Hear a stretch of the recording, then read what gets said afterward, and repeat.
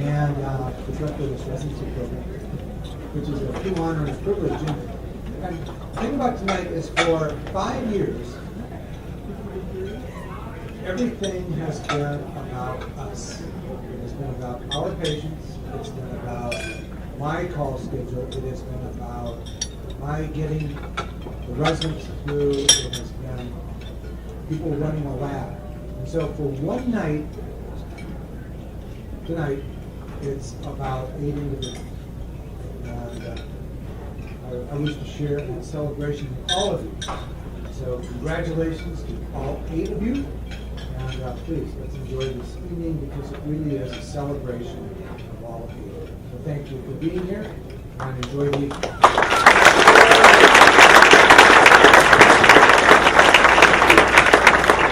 And Dr. Hannell, I'd also like to give you Mrs. Hannell flowers. Mrs. Hannell, this is actually from the department, specifically Dr. Chapman.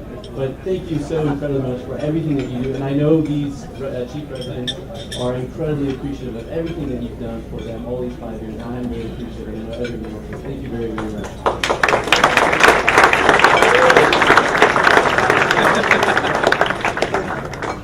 Next on the agenda is Dr. Chapman. Dr. Chapman is obviously our chairman, Jens Chapman. Thank you, Doc. Good evening, ladies and gentlemen. My name is Jens Chapman, and it's a true privilege to welcome you here on a beautiful summer evening in Seattle, shortly after summer solstice. It's truly awesome to have all of you here, families, friends, and residents, and it's really a highlight, obviously, of our academic year to have this event in this location with this particular occasion, celebrating 8 absolutely spectacular individuals. And in the planning for this evening, I was obviously thinking about a theme, and the overarching word for this theme that came to mind was that of change. The yin and yang of change, that is the bittersweet nature, the sadness, the opportunity, the hope that goes hand in hand with that. And I just want to reflect on a couple of very important changes that occurred in our department over the last year. We've had 3 very significant and very meritorious faculty members take on new opportunities, and I view that as a very significant further career step for all 3. Dr. Shroud, Dr. Wall, and Dr. Creed all have new, great opportunities, and obviously they've left huge holes because they had very large footprints here in our department. So I want to really recognize their contributions and give a brief round of applause.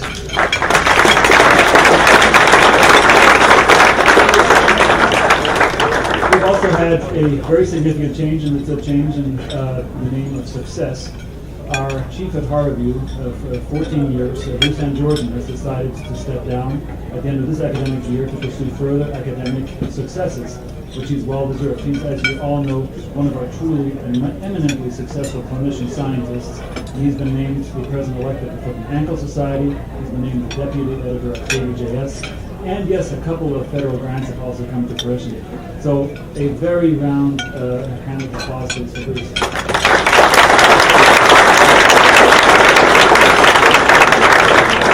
And given the magnitude of his extremely solid tenure, we'll obviously have a separate party for that. This is obviously such a significant achievement that we'll make sure that that's recognized. We're obviously extremely privileged in this theme of change to also have the best residency and resident director here in the country. And that is Dr. Doug Hannell, who is a changer. Our residents, thanks to his change willingness, have the best resources, I think, thanks to him and his vision. Every resident now at the University of Washington has an iPad. 2 of our residents, Kenny Gunnell and Dave Mickelson, were very instrumental in helping that. And yes, I want to recognize our alumni who funded this particular change towards the event. So a round of applause again for Doug.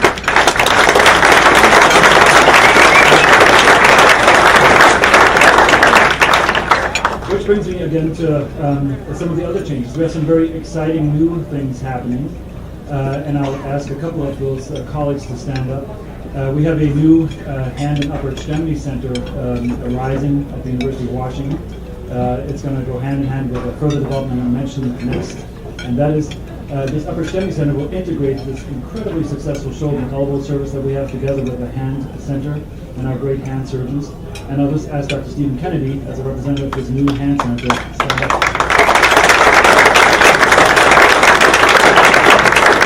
And this would have obviously not been possible without the great preceding work of Dr. Madsen, yet again Dr. Hannell, and so many other members of our upper extremity team that's finally putting something that has never been done together.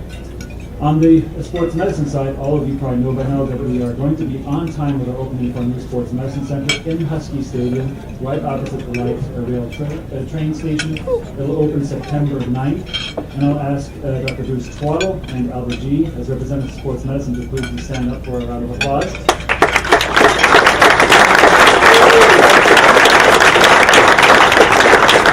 This is not a fashion contest. They would win without a doubt. We also have, through an incredibly generous endowment, a very exciting new hip and pelvis center opening up this fall. It'll be a virtual center in a variety of locations. It'll be led by Dr. Keith Mayo, who we'll talk about later also. But I'll also ask Dr. Chansky and Dr. Firuzabadi, as representatives of this hip and pelvis center, to stand up for a round of applause.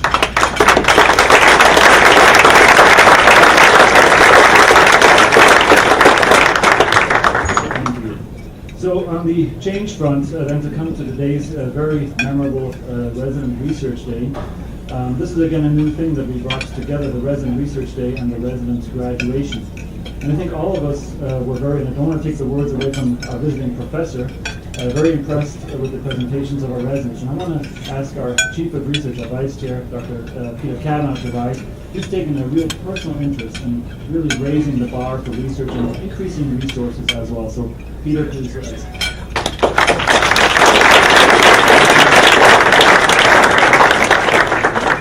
And again, this brings me to our distinguished visiting professor. It's truly been an honor and a pleasure to have Dr. Christy Weber here.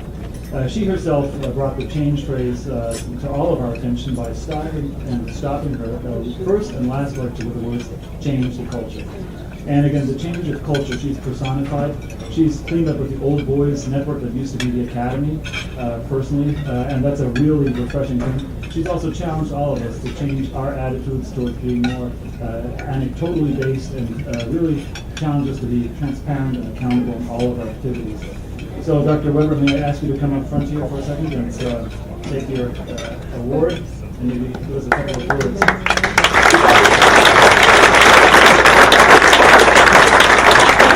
Dr. Weber. Well, thank you again, and really it is a night for the 8 graduating residents. And I just want to thank Dr. Chapman and the rest of you for inviting me out here. I had a wonderful day.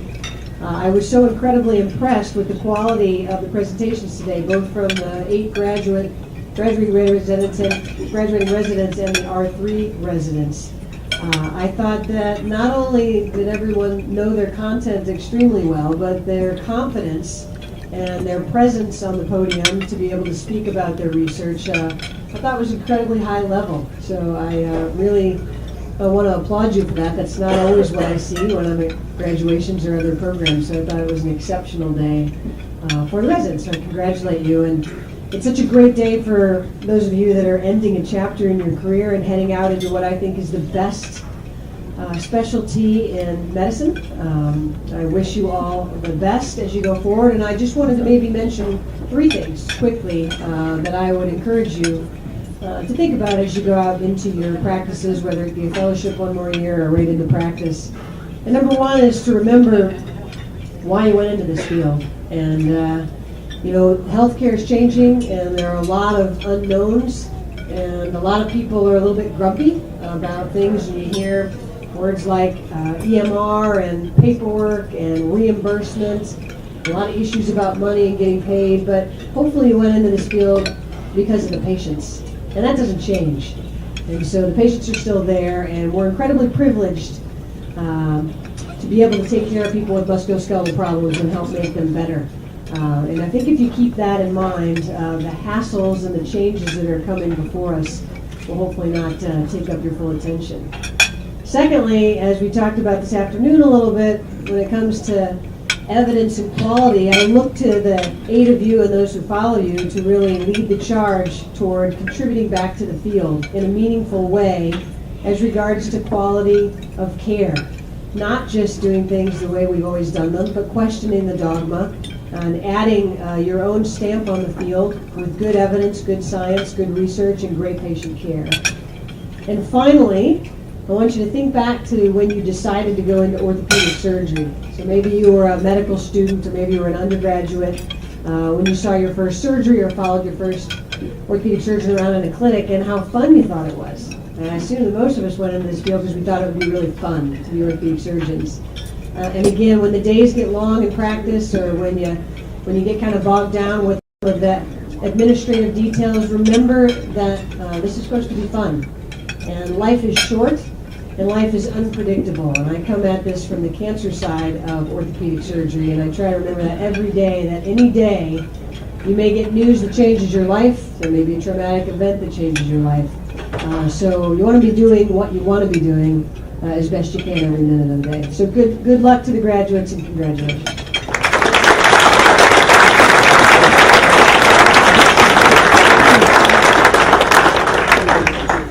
Again, it's an honor. You're a true leader in the field. We're very grateful and very fortunate to have you here and in our specialty.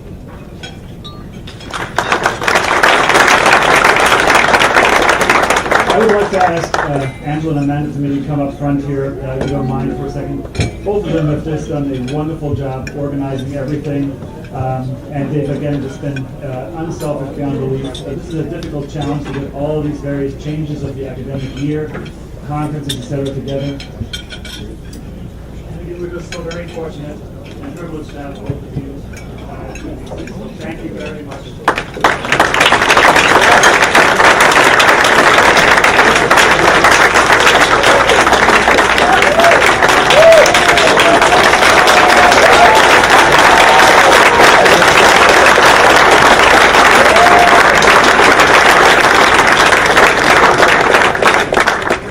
Now it's my distinct honor to provide 2 departmental awards to 2 very deserving recipients. I talked about the change theme, and one of the things that has never changed in this particular awardee's attitude is his nature of giving towards the department. Dr. Rick Madsen, and I want to include his wife Anne specifically in this, gave their all to our department as faculty, as residents, as a chair for 24 or 25 years, I forgot to count it exactly now, but also afterwards. And again, I want to really recognize the 2 of them for the tremendous financial contributions specifically, which allow us to do special things like tonight, and to give our residents iPads and things like that. So Rick and Ann, will you please come up front and accept the award for the distinguished, generous alumnus.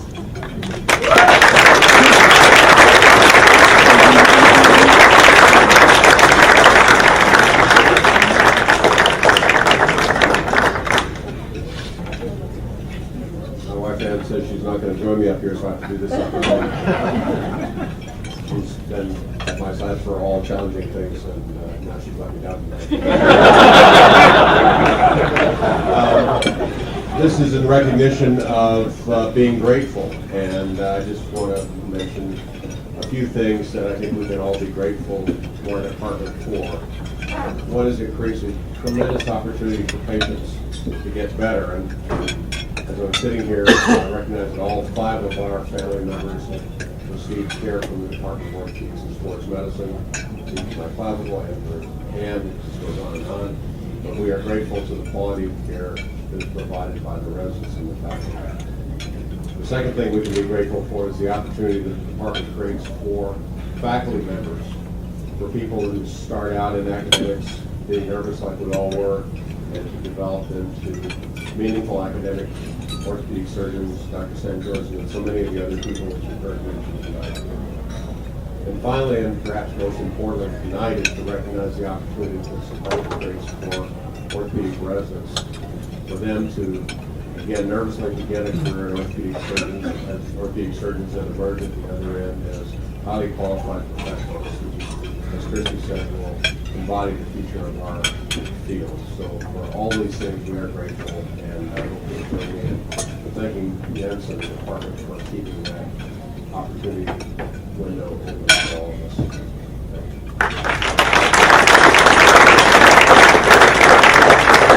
Thank you again, Rick and Ann, for all you have done and continue to do. The next award is a very personal one. but one that comes from the heart. And that is, in the year 1983, there was one of those unique constellations. Whether it was a random event that was statistically necessary, or whether it was just meant to happen because there was just such a concentration of good people, we'll never fully know. But I think Dr. Hansen and Dr. Madsen, who were the chairs throughout that time, will agree that in our proud, long history of great resident graduates, 1983 was a very special year. It was 30 years ago that a group of 6 residents graduated, and all of them fulfilled the prophecy of Dr. Weber to a T of becoming leaders, well-respected, very accomplished individuals in their fields. As last year's awardee, for instance, Dr. Bob Berry, accompanied by his beautiful wife Gail, Dr. Ann Willett, a previous awardee, Dr. Henry Yee, who sends us regrets he couldn't come, Dr. Keith Mayo, and this year's award recipient, Dr. Ed Farrar. Let me tell you a little story about Ed Farrar, because the highs and lows of life that Christy has mentioned before, and the challenges of life, and the changes that we suddenly may encounter without any forewarning, can hit us at any moment. And it's that inner fiber, that inner moral fiber, and the teachings and our own constitution and the love of our surroundings that keeps us going. And this determination is embodied by our award recipient for the distinguished awardee 30 years after his graduation at Farrar to a T. And I'll introduce him with one brief little vignette story. Dr. Farrar was not just one of the most accomplished and well-respected orthopedic surgeons and spine surgery colleagues in the state of Washington, and former president of the Washington State Medical Association. He was also deeply embedded in patient care. And he would bring very complex cases that needed some or 2 or 3 surgeons to us to operate. He also volunteered his time at Harvard. One day he called me and said, I have a lady with a 3-level Pott's disease spine was incomplete. A very heavy-set lady who has TB of the spine was incomplete. So he came over, and because she was infectious, we decided to just operate with the 2 of us. It was a complex, about 12-hour surgery, and Ed and I did it without any residents or fellows. We did not want to expose anybody. We had the usual great fun with it, and yes, due to me, Bob, we're slower than if you would have been there. But you know what? We did a great job, and Dr. Berry prided himself always in being very fast. But this was a very lengthy case, and we did a great job on it. And at the end, I saw Ed, who's an absolutely marvelous and fit person, all of a sudden sit down and go, and I've never seen this ultra-fit guy exhale. And so I looked at him, and he had blood on his scrub suit. And I went like, hey, how'd you get blood on yourself? You gotta change those. And he said, don't worry, that's my blood. And I went like, where are you bleeding from? So I looked at his scrub pants, and they're really tight. He said, well, I got my total knee reconstruction about 2 weeks ago, so it's bleeding a little bit. So that's the kind of a guy he is. He brought this patient, and he took care of her, and then he allowed himself to sit down. Dr. Farrar, as you'll hear, has climbed literally and figuratively all the highs in this world, and is one of the most accomplished surgeons, not only in our state, when fate struck him. And he has taught us all who know him a lesson, and he's willing for the first time to share these lessons of life with us publicly. So as we're getting ready to put him up on the stage here, with accompanied help by Dr. Wagner and Dr. Berry and myself, please give him a warm round of applause.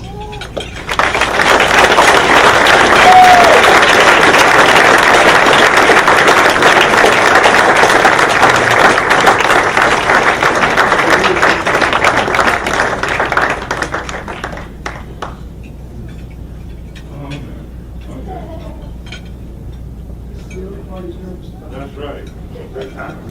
Off. Okay. Hi, guys.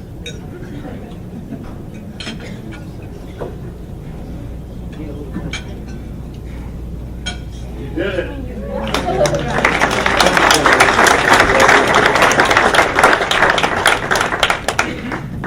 You know, one thing about a good friend is that they really need a bad memory.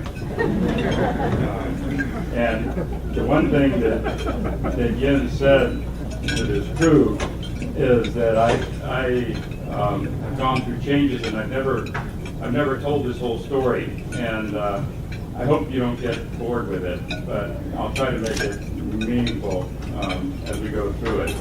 I have to tell you that I'm thankful to be here tonight, partly because I actually wasn't here for my own graduation. I had taken a job in Auckland, New Zealand, And so I missed my graduation, and so I'm really glad to be here and finally be able to attend one. I would like to tell you that I had some high-minded purpose for taking a post as a senior registrar in Auckland, but the truth was that, oh my God, there you go, it's already out. Which button do I push to make it go forward? Oh, go right. The right click? Okay. Well, the truth was I was dying to climb Mount Cook on the South Island. And once there, I did get to climb Mount Cook. Whoa. There we go. No, I'll do it. I did get to climb Mount Cook, but I was amazed at how much I learned about orthopedics. And as I started work in Auckland, I learned that I still had a hell of a lot to learn. And that's the way life goes. So this is a story about some of those lessons. 30 years ago, I returned to Washington, and I helped to start Wenatchee Orthopaedics. As you all know, the Northwest is a fantastic place to raise a family. I raised 2 sons here, and I was able to spend a lot of time with them in the Cascade Mountains. Fortunately, I was also able to carve out time to continue to do volunteer work in Nepal and continue climbing the high mountains of that country. Looking back, those trips may have helped with things that are hard. There must be some good that comes from grinding away at a big mountain. And then in 1997, an old football injury finally caught up with my knee, and I did one of my switches from physician to patient. After that total knee replacement, I was able to go ahead and return to Nepal in that same year and climb this mountain, Amida Blam. As you all know, there are a lot of questions swirling these days about the large number of total knees being done. And the focus is more on cost instead of quality of life. Well, I am proof of the quality part of that equation, because after my knee replacement, I was able to return to Nepal and even take my family on this trip. This is Nepal, and I was actually able to sell that slide to J&J for $1,000.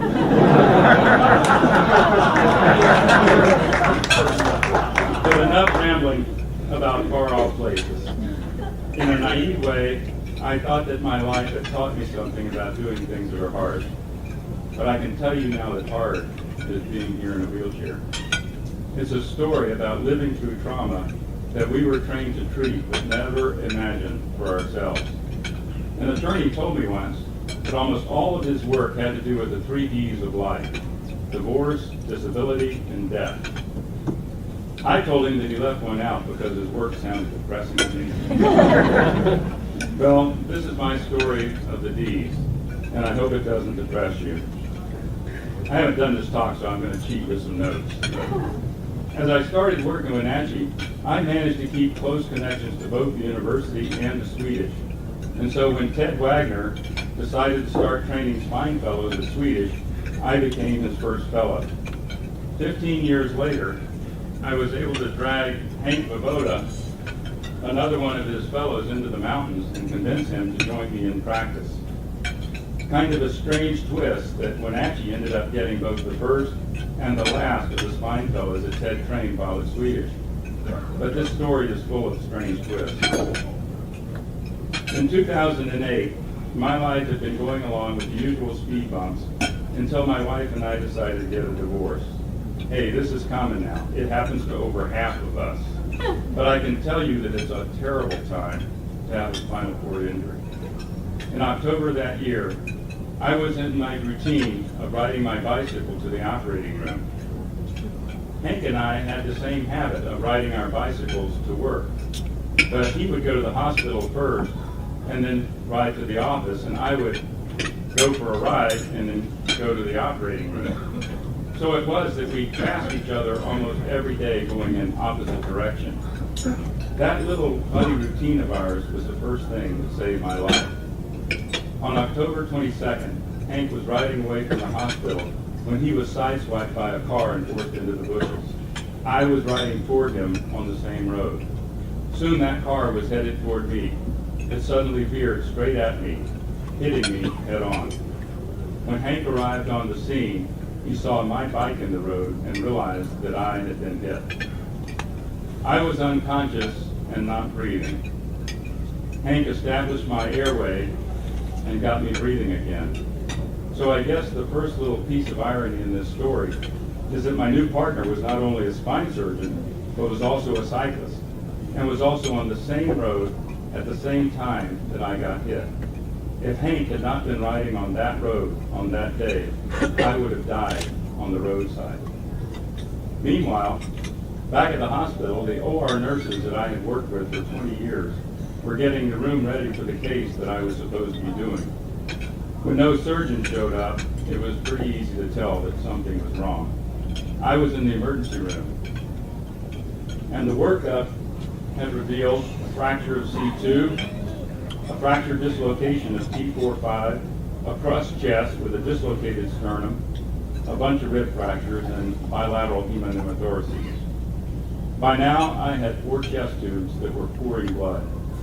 If I had been airlifted, I probably would have died in transit because I got 15 units of blood in the first few hours after I was hit. Instead, just about 2 hours after I was hit, I was wheeled into my regular operating room as the patient. Pretty strange. Hank then teamed up with one of our neurosurgeons, and my spine was stabilized within hours after I was hit. Interestingly, Dr. Chapman and others that same year had published a paper on the treatment of unstable thoracic spine fractures.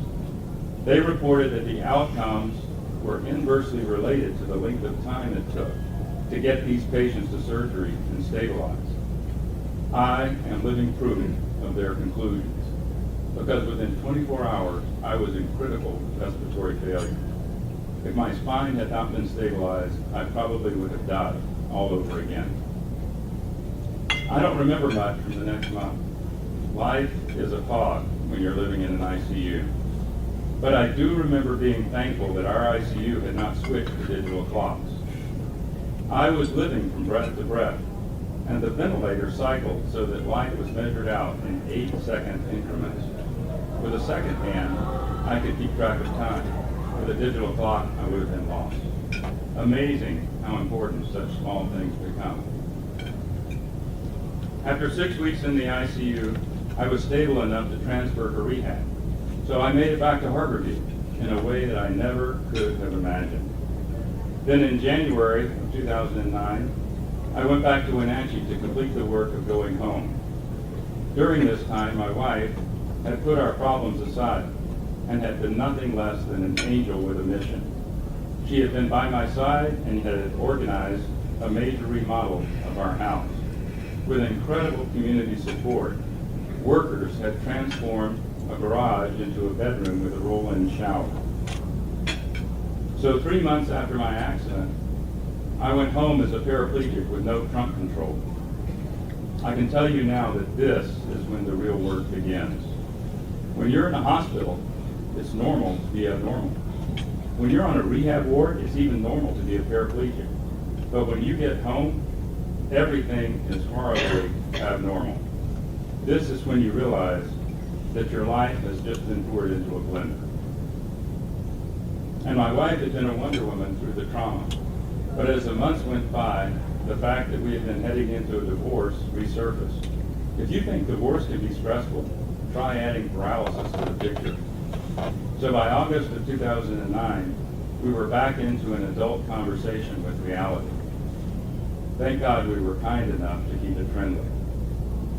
So there I was, 58 years old, and a life that had been full of confidence was suddenly in quicksand. 2 of the D's came into my life within 1 year. Then, in remarkable ways, all my friends and community members put together teams to keep me going forward. All the good I ever did in our community was coming back to me tenfold. There was a team for riding a hand cycle. There was a team for pool therapy. There was a team for working out at home. And when the snow fell, there was even a team to help me go Nordic skiing. During this year, As I was trying to come to terms with the fact that I could no longer operate, I was fortunate to remember that I was still a physician. So I started going back to the office and seeing patients. I started to feel the role of physician all over again. Slowly, by taking on the role of healer, I began to heal myself. And during this time, the scrub nurse that I had worked with for 20 years changed her role in my life. She decided to share her life with a paraplegic. And so a new team was formed. Life was still full of bumps, but by 2010, we had a routine that felt safe. And safe meant a lot at that time. And then she started having headaches for the first time in her life. I won't go into the details, but just 2 years after my own accident, my new partner was diagnosed with a rare form of disseminated glioblastoma. It was a new neuro team here at Harborview that finally got the diagnosis with a biopsy of a mass in her thoracic spine. Heartache came crashing back into life all over again. But all over again, my friends and the community put together teams to help care for her. When she returned home from Harborview, she moved into the space that had been remodeled for me, but now as the patient instead of the nurse. I can tell you that this is a brutal disease. At least we were able to care for her at home, and she never had to return to an institution. The OR nurses she had worked with for so many years put together teams to care for her. With horrible irony, she became a high thoracic paraplegic, and I became one of her caregivers. Not long before this, we had been standing side by side operating on patients with spinal injuries. Now, both surgeon and scrub nurse were paraplegics. But during this time, my focus was no longer on my own paralysis. For the first time in 2 years, I didn't have time to think about myself. I had become a caregiver, and although painful, this forced even more of my own healing.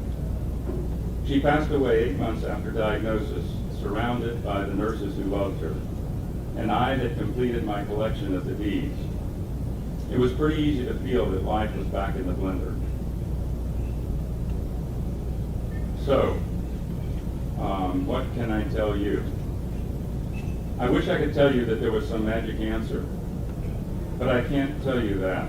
There is no magic, but I have learned a few things. I can tell you that when things get hard, it really does help to try to live for the present moment. That sounds like a cliche, but it works. When this all started, I was doing it in 8-second intervals. When life is coming at you with chaos, it also helps to accept that making plans for the next day is probably the best you can do. And I have learned over and over again from life that you get what you're willing to give. You can probably tell from this story that I would not have made it through without all the people who showed up to make life possible. This is when the connections that you make in life become your lifeline back to living. And I have realized that one of the things that helped me through was actually my work. Time in the mountains can help with survival, but not with suffering. Suffering is a human story. When I try to understand all the support that I got on my road back to life, I keep coming back to my work and the human connections involved. And in my search for answers, I actually came across a book entitled Good Work by a Harvard professor named Harold Gardner. Gardner says that good work always gives back and that the gifts are more than money. He says that you know when you're doing good work because doing good work simply feels good. He goes on to say that when we concentrate on a difficult task, using all of our learned skills and succeed, we can have what he calls the flow experience. It is at these times when we are so committed to the task at hand that we lose track of time, of our own interest, even our own existence. that we are the most alive that we can be, this is when our lives are the most likely to be rewarding. And I can tell you now that the most important rewards are not the amount of money you make or how many things you get. I realize now that as orthopedic surgeons, we are blessed with years of these flow experiences. Gardner goes on to say that the fundamentals of good work are excellence and ethics, and that if we strive for these, life will inevitably reward us. I don't know, and I can't judge the excellence or the ethics in my own life. But I can tell you that this amount of support that I received since my injury has been an incredible reward. And I have actually learned that I've been able to use the practice of orthopedics, even as a paralyzed surgeon, as a balm to treat the wounds in my own life. So if this is some kind of therapy, how does it work? What are the mechanisms? Well, there's another writer who has studied the complexities of the rewards that we get from our work. His name is Adam Grant, and he's making big waves in the business world with his new book, Give and Take. Basically, he's using social science research to prove that one of the keys to success, one of the greatest keys to success, is what he calls extreme giving. He notes that many highly successful people are committed to tirelessly giving of themselves, and he proves that this giving is associated with greater rewards over a lifetime than getting. He goes on to say that our greatest source of untapped motivation is a sense of service to others, focusing on the contribution of our work to other people's lives. And his research proves that this has the potential to make us more productive about helping ourselves.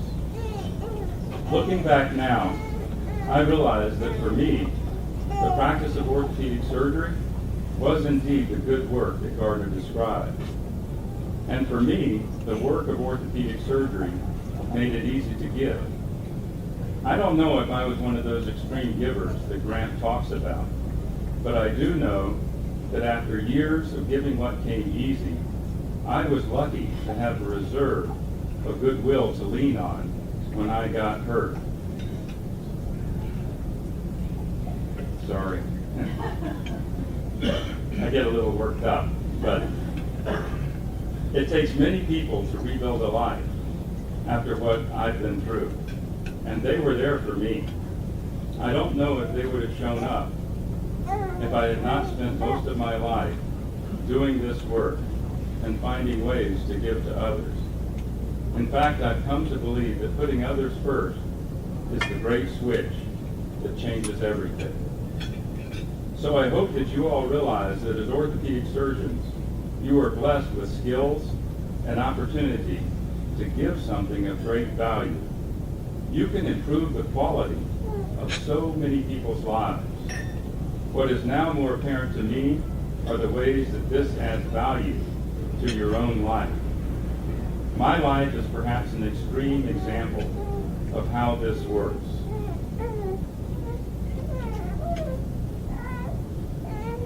But for most of us, life does have a way of bringing tragedy and hardship that we can't imagine starting out. And so my advice is to realize what a great profession you have, and to suggest that you give of yourselves freely, because the good you give will come back to you, and your work may prepare you for the hard parts of life in ways that you can't yet see. Thank you.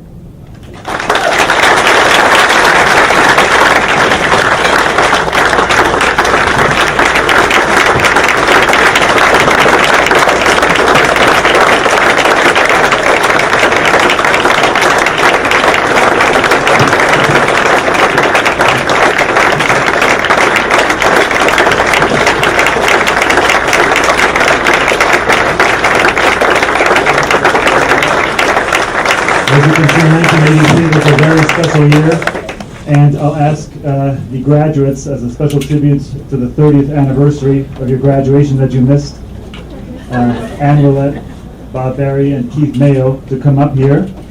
And as they're coming up, Keith, we have I a can't believe you guys are all here. special message Hi, from an this absent is Joe friend. Zuckerman, for those of you that may not recognize me. I'm a proud member of the Wait, I gotta stop this. IW. This is Joe Zuckerman, class of 1983. Sorry. Recognize me. I'm disappointed I'm a member of the I'm gonna, UW Orthopaedic Resident Yeah, class of trying. 1983. I'm disappointed that I won't be able to join everybody for this celebration, particularly celebrating Ed Farrar as a alumnus of distinction, a well-deserving honor for all that he has been able to accomplish. We were an interesting year back then in 1978 when we started. We started with a few of us. We lost one along the way, but the five of us were a motley crew to a certain extent. Henry Yee, quiet and acquiring real estate in Hawaii. Bob Barry, a former general surgeon who saw the light, fortunately married a wonderful woman who straightened him out. Keith Mayo, who complained his way through the 5 years. That facade of complaint was a hard-working, talented resident who has done great things in orthopedic trauma. And Ann Roulette, who is the toughest of us all, because I remember her doing all the intramedullary nailings at Harborview the last 6 months of her residency, pregnant, wearing two, not one, but two lead gowns, lead aprons, so she could protect herself. And Ann has gone on to do wonderful things. And Ed, I think your accomplishments, considering all the issues that you had to deal with and how you overcome this adversity, is incredibly impressive and puts everything else in perspective and makes all of us pale in comparison to what you've been able to accomplish. You know, I have the fondest memories of the 5 years that I spent at the University of Washington. It has been the most meaningful part of my training, and when I look back and decide what's allowed me to accomplish whatever I've been able to accomplish, and it really comes down to my training at the University of Washington and the people I train with. In my class particularly, but those classes ahead of me and those classes that came after me, because I still have great relationships with a lot of those people. So I'm sorry I can't be there to celebrate this 30th anniversary of our completion of residency training, and particularly to recognize Ed Farrar for all that he has been able to accomplish as an orthopedic surgeon, and most importantly, as an individual. So congratulations, Ed. I hope this is a wonderful event for you. Thanks.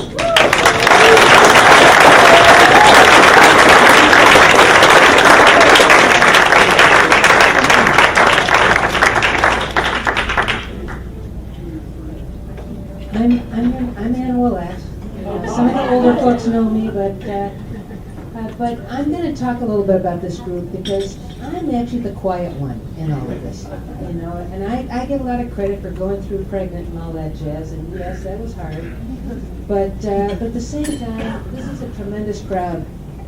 And these guys, incredibly special. I've been looking for something like this for the rest of my life, and I've never found it again.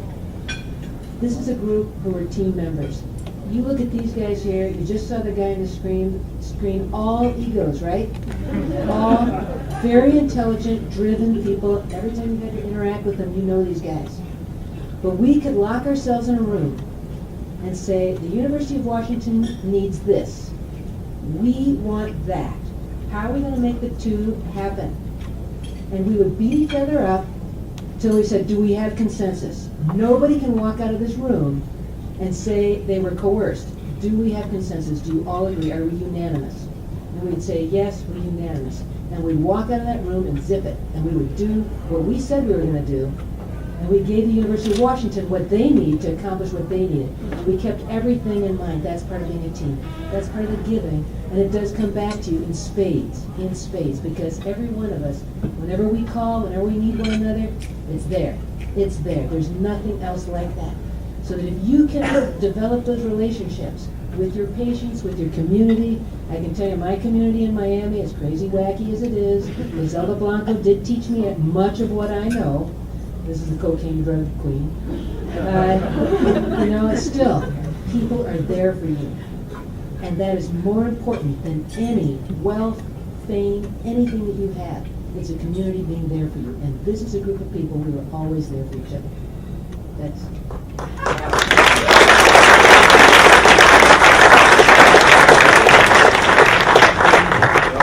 You got a graduation resident, so.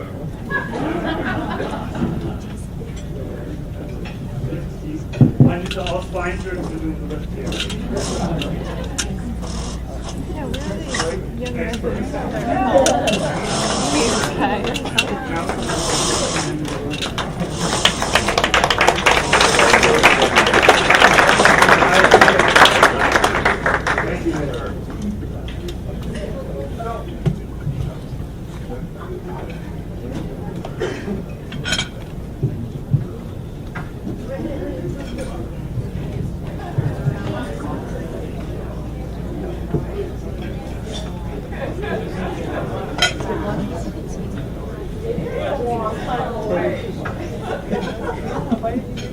I think from all the residents, Dr. Farrar, thank you so incredibly much for that talk.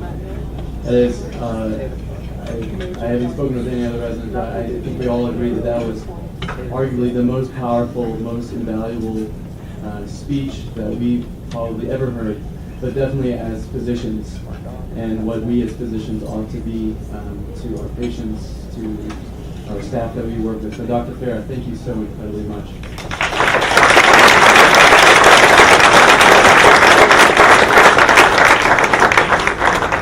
I think rather appropriate now is we're going to discuss some of the faculty that give so much to us and teach us even when it's not convenient for them. The first award will be the All Residents Teaching Award, and I had the distinct privilege of presenting that. This is an individual that I have not worked with yet, worked with a lot yet, but I hope to this year, and I'm very, very excited. All the residents that have worked with this individual have just raved about how giving he is, and no matter how tired he is or how difficult the case is, he teaches us when it's not convenient for him. Now, I have to let you know, we as residents, we get quite passionate about who should get the teaching award. This person is very, very popular. There were some battles because people felt pretty passionate about a lot of faculty members, and it's something that we are very blessed with. Every year it's a little bit of a fight who gets the award because there's so many people that we want to give the award to. So I would like to present this award from the residents who voted on to Dr. Darren Davidson.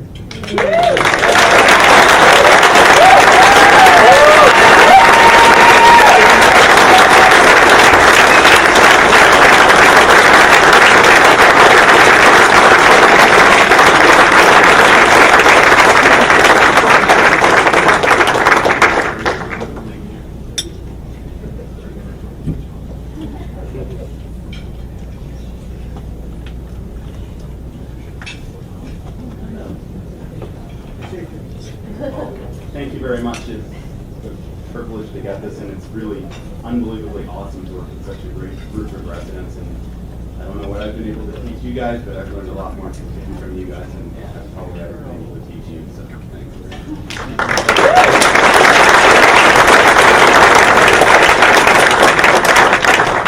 The next award is going to be the Chief Teaching Award, and that's going to be presented by Chief Kyle Chung. This is voted on by the chief residents to a faculty member as well. They've worked with for all the 5 years that they value privilege. If you can't tell, Kyle is from the island nation of Hawaii.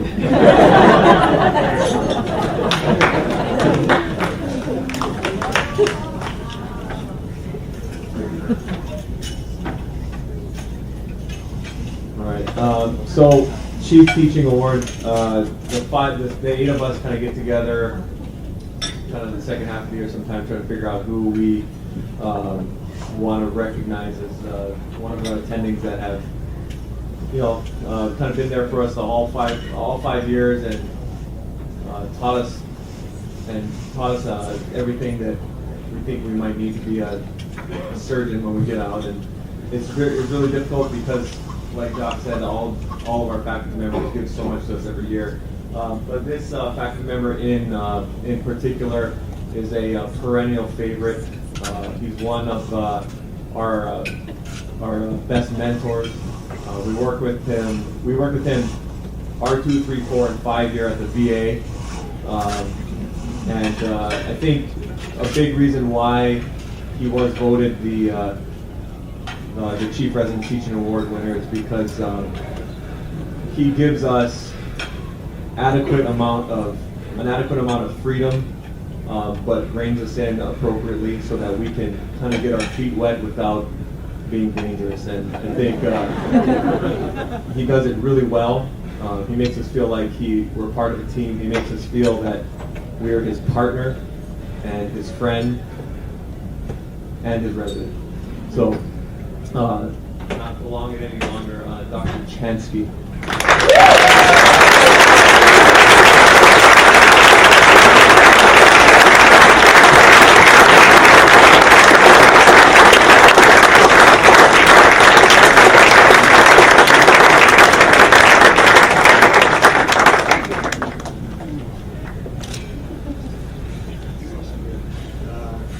I will second what Darren said.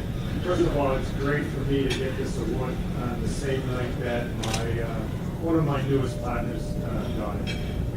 He's just been an incredible hire for us. And I would second what he said.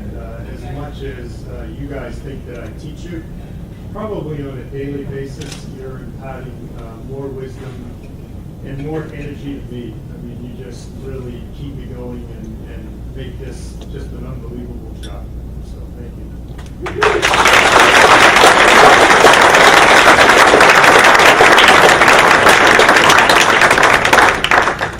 The last award that will be handed out tonight is the Sigvar T. Hansen Jr. Award. This is named after Dr. Hansen. Everyone who's an orthopedic surgeon here knows exactly who Dr. Hansen is. This award is given to the chief resident that we, as the R1s through R4s, think have done the most for education as a chief resident, kind of in honor of what Dr. Hansen has done for orthopedics. So this award is voted on, as I said, by the R1s, R4s for the chief, and it is no way. No, I think it's a mistake. I think it's this person. I had no way that they got it. I get old Brian Gilmer.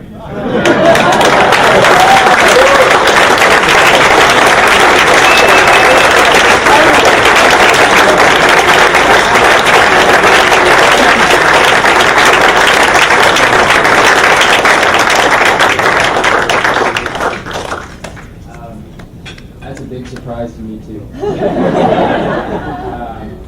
Just looking at some of the names here, I can't help but look back 1 year and recognize the fellow who's sitting at my table, Grant Losay. So that's a pretty big company.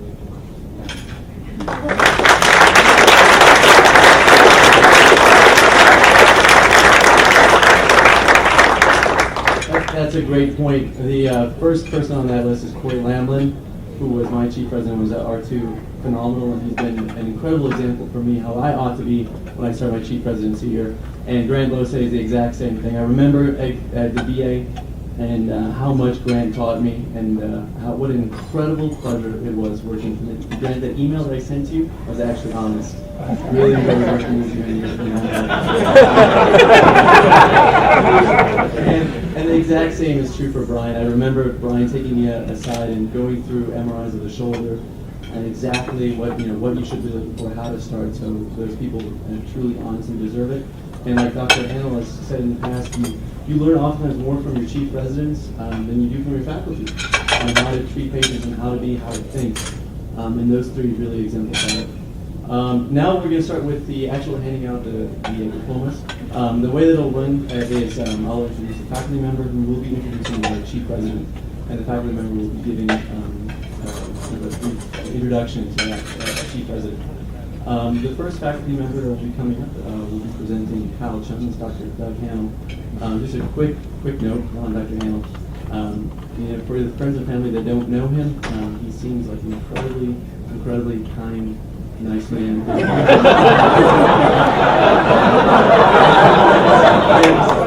and he has a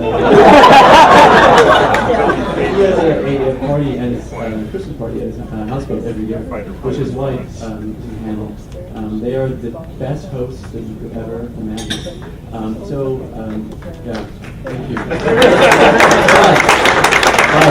But he instills the fear of God. Every single resident here knows that. We fear him, but it's a respect. So, Dr. Hamill.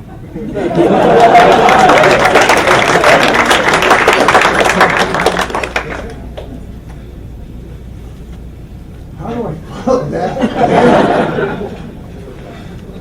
So, every child is born with seemingly infinite potential. So I find it interesting how each of us develops from infancy into highly variable individuals, every one of whom will eventually find his or her own niche in this world. So begins the personal statement of Kyle Frederick Chine in his application for orthopedic residency. In 390 words, he describes a mother, an educator, who introduced him as a 3-year-old to the concept that he determines his own course. Describes a father who taught him to be true to that course even when it wasn't that easy to follow the course. His elders, as he would refer to them and to us, especially his dad, would teach him to build things. Car engines, boat engines, electric engines, big buildings and little buildings. And most importantly, they would teach him that things broken need to be fixed. Kyle came to this residency as an accomplished tool user. And after 5 years of residency, to describe him as a gifted technician, really an understatement. Now, reflecting his youth, he became what mentors in their letters of recommendation would describe as inquisitive, task-oriented, proactive, with perfectionist traits. As a child, he became the consummate Hawaiian. He would learn to surf, he would learn to hunt, he would learn to fish. He would learn to swim with such proficiency that he would compete throughout his 4 years in college. With his mother's influence, he would graduate magna cum laude from college and with highest honors and distinction from his medical school. His ability to achieve academic excellence continued through his residency. He has the highest average OITE scores of any resident to complete his residency.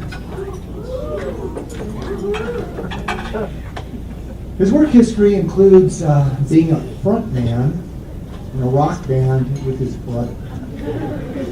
Now, I'm not sure what that means, what brother means. Is it the biologic male offspring of his parents, or are these the brothers, as in the children, in the community he grew up in,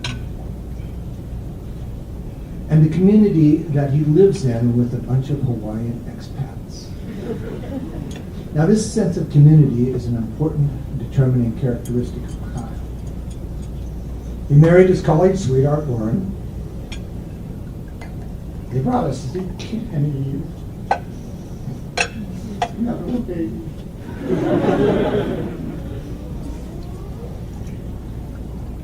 Together, they have chosen to spend the next year at SCOE, which is in California Orthopaedic Institute, and then they return to the Oahu community. So I'd like to introduce you with one more letter of recommendation, or a comment from a letter of recommendation. And this was from one of his mentors in med school. And it said, here's a kid from, how do you pronounce it? Iowa.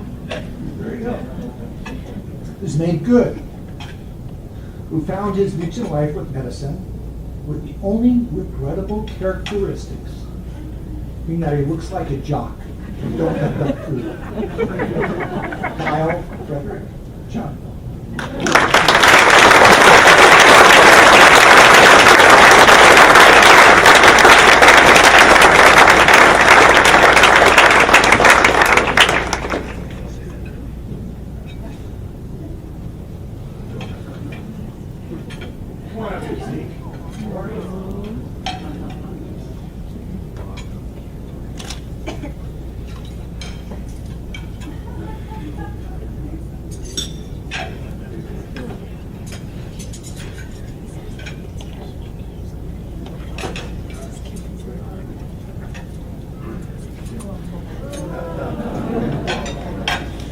Thank you, Dr. Hannell.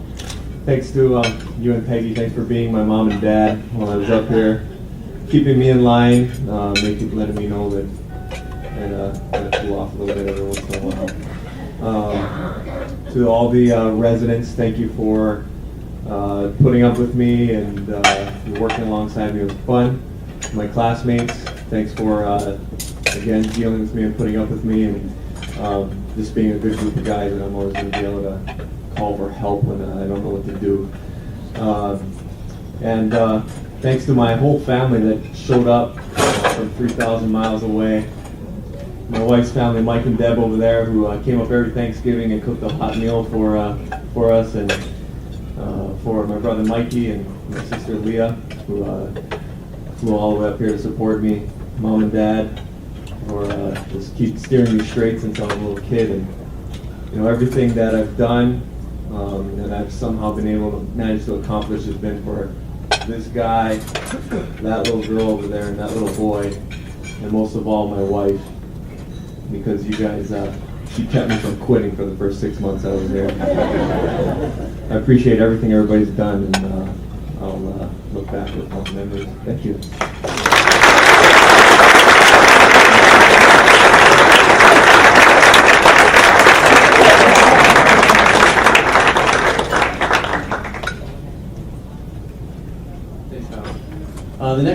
The next resident will be Liz Daly, will be presented by Dr. Wagner. I'm not going to tell stories all night, I promise. But I just want to tell one quick story about Dr. Wagner. My dad was visiting a couple months ago, and Dr. Wagner invited us out to dinner. And I thought, wow, it's really kind of Dr. Wagner to invite us to dinner. And so we go to dinner, and for any of you that know Dr. Wagner, you'll really appreciate the story. Anyway, so dinner, it goes long. And at the end of dinner, he invited us out. At the end of dinner, he's like, I forgot my wallet.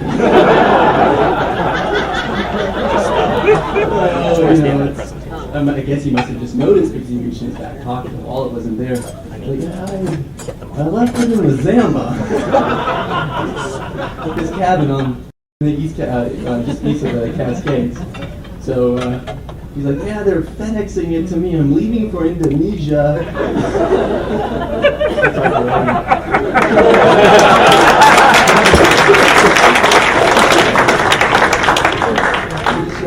It's still quite embarrassing because I would have been Kruger for that dinner. And I want to tell you a little story about Ed because I used to go to the Wenatchee Clinic to see patients with Ed. And I used to go late at night, and I was driving a little white car going too damn fast, and from Leavenworth down into Wenatchee, and a cop pulled me over, and he read me the riot act and the whole thing, and I said, yes, but I'm going to see Dr. Farrar. Oh, never mind, it's okay. And Ed is taking care of everybody in Wenatchee, including all the firemen and all the policemen, so it was one good night that I got off. But it's really a great honor to be here and to speak to so many people and to realize that I've been invited to give a few of these talks. And tonight I have a great privilege of telling you a little bit about Elizabeth Ann Daly. This is she when she was 4 years old. And the place is Moline, Illinois.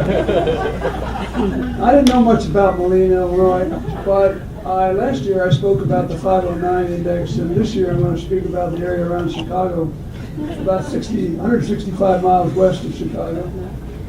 First railroad crossing across the Mississippi. In the 1850s, there were a lot of Germans and Swedes and Brits and Belgians that came there. And it was really a home to hard work and straight talk. And it turns out that Liz inherits that. Her mother's here, and she's Belgian. And her father was a combination of a Brit and a German. So I guess she's the real stuff. And so this is where it is. Just in case you want to go and visit. And it's a pretty interesting place because I'm probably the only faculty member who owns a tractor. So when Liz came on my service, we talked about PTOs and pulling power of tractors and those kind of things. And but it's been there since the 1820s. And it was the original plowshare that was used to carve up the United States. And it really started in Moline. It's still in Moline. I think they still hire almost 6,000 people in that one town.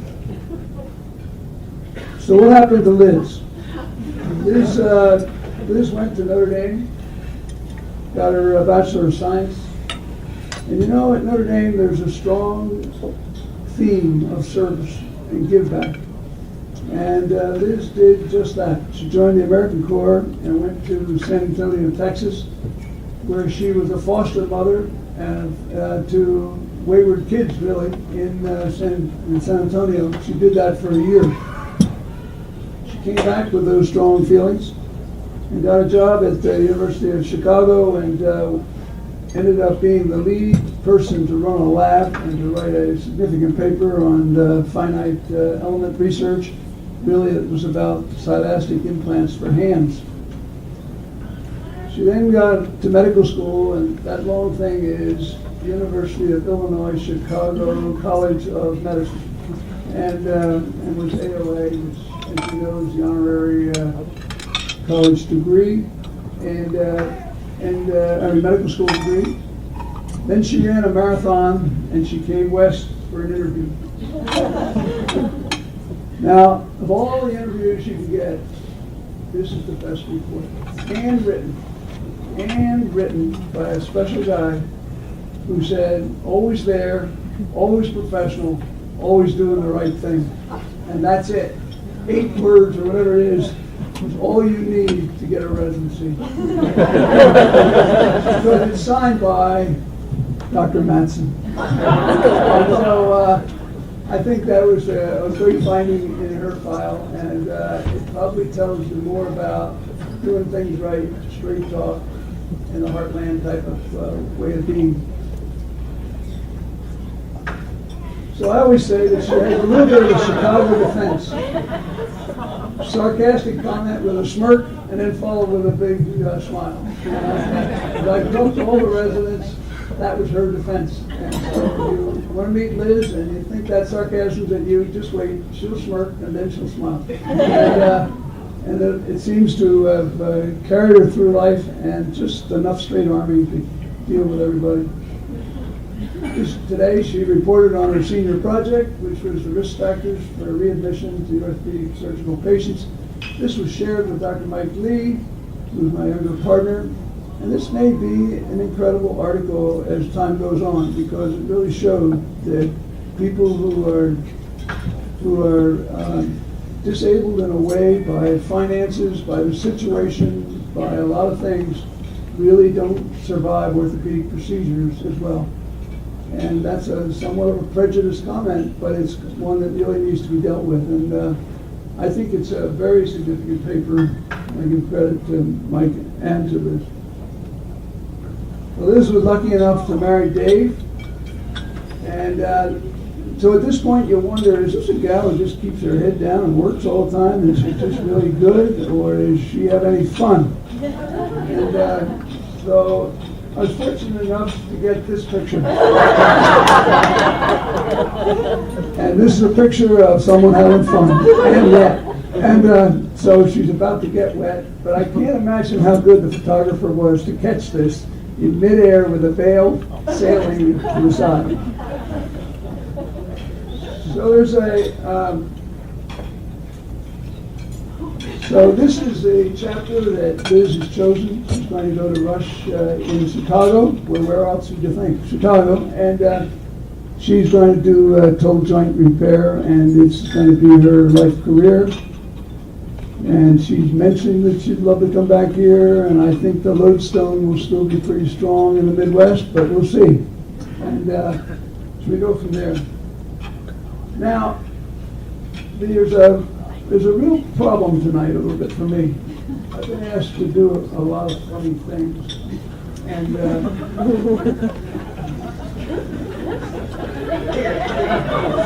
this one is really difficult because her parents are here. Her mother Julie is here.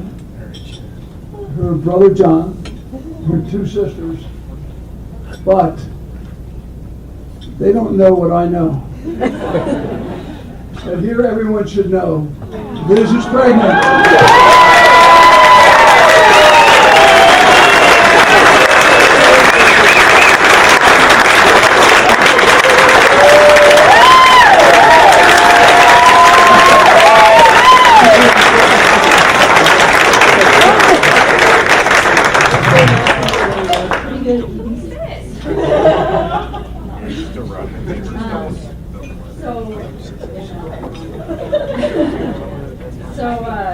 In addition to Midwestern values, I also learned from my mom to say thank you to people who help you with really difficult tasks.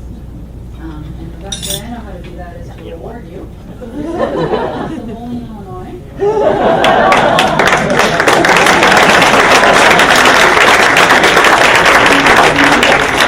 I'm driving a new tractor, which will not be Belarusian nor Japanese.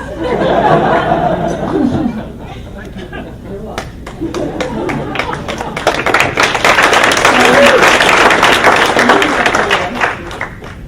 That's her. There we go. So thank you all very much. I didn't have a ton of time to make up some remarks, so I have a couple of stories, and then my brother scratched some stuff out for me, so we're going to start with that. Jerry Garcia once said, "What a long, strange trip it's been." But Jerry Garcia was not a doctor. He was up first in the pharmaceutical arts.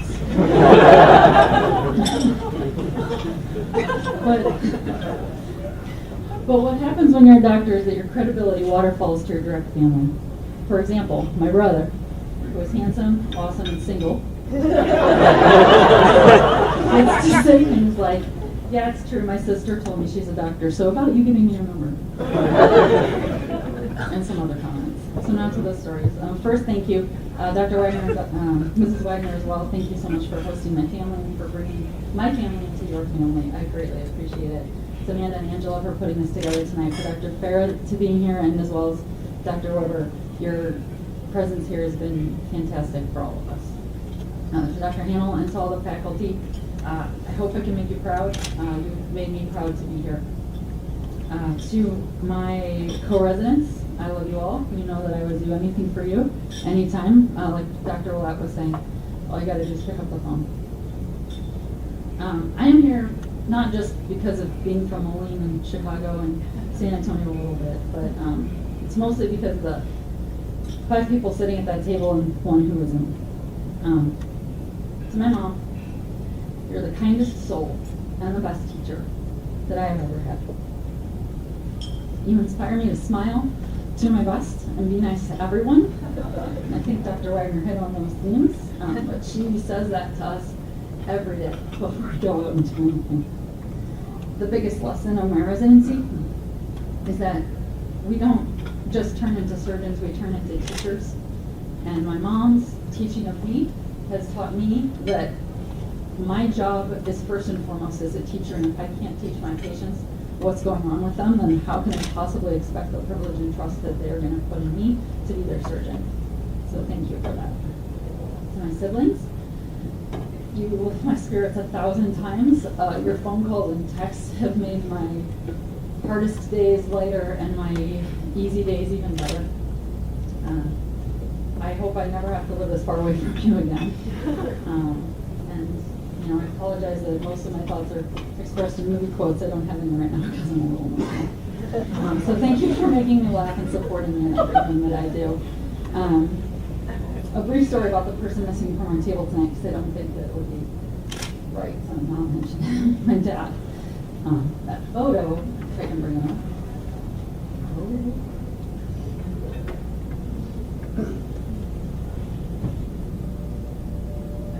Every night.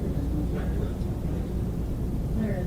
So, the reason that we're both there with birthday cakes is that I was born on my dad's birthday. Best present he ever got. That's true.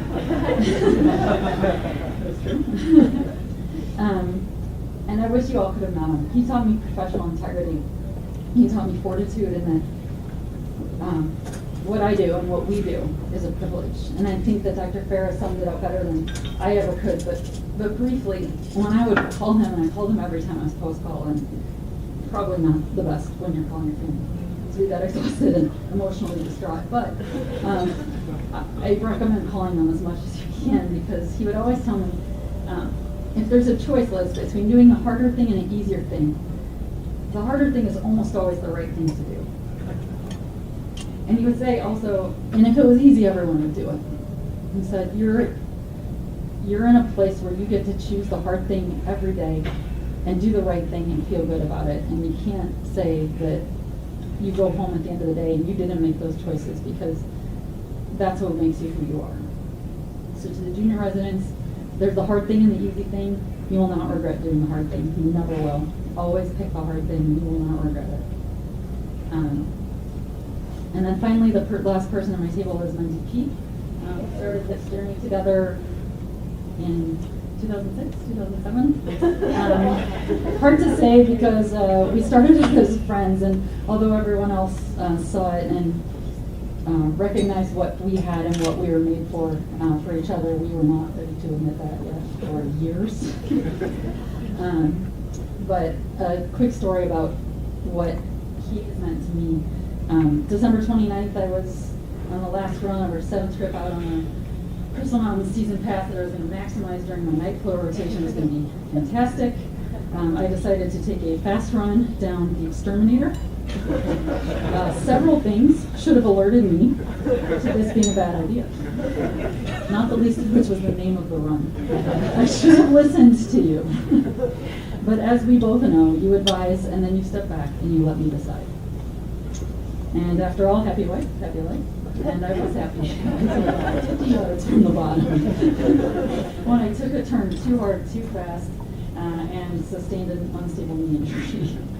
Right in front of the gondola, right in front of the ski patrol, right in front of you. You calmed me down, although I was still in complete denial of what was happening to me. You got me blockaded off to the side, and you went down to get the ski patrol sled of shame. And while I was waiting, several people came up to me and said, "Oh my gosh, are you okay? Do you need help?" And I said, "No, my DP will take care of me." And it's true. And you have for at least, we'll say at least 7 years, and we'll call it probably the better part of 7. I wish I could repay what you've done for me. But just knowing that I can sit on a freezing cold mountain when it's getting dark and just know that you're going to come and get me is the best feeling in the entire world. I appreciate it. I appreciate everything that all of you have done for me.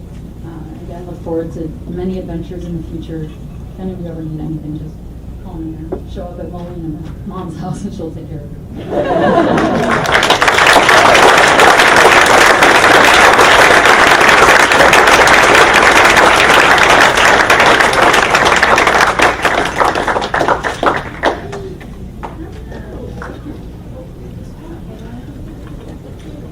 The next Chief Resident is Andrew Guton, and he will be presented by Dr. Howard Chansky.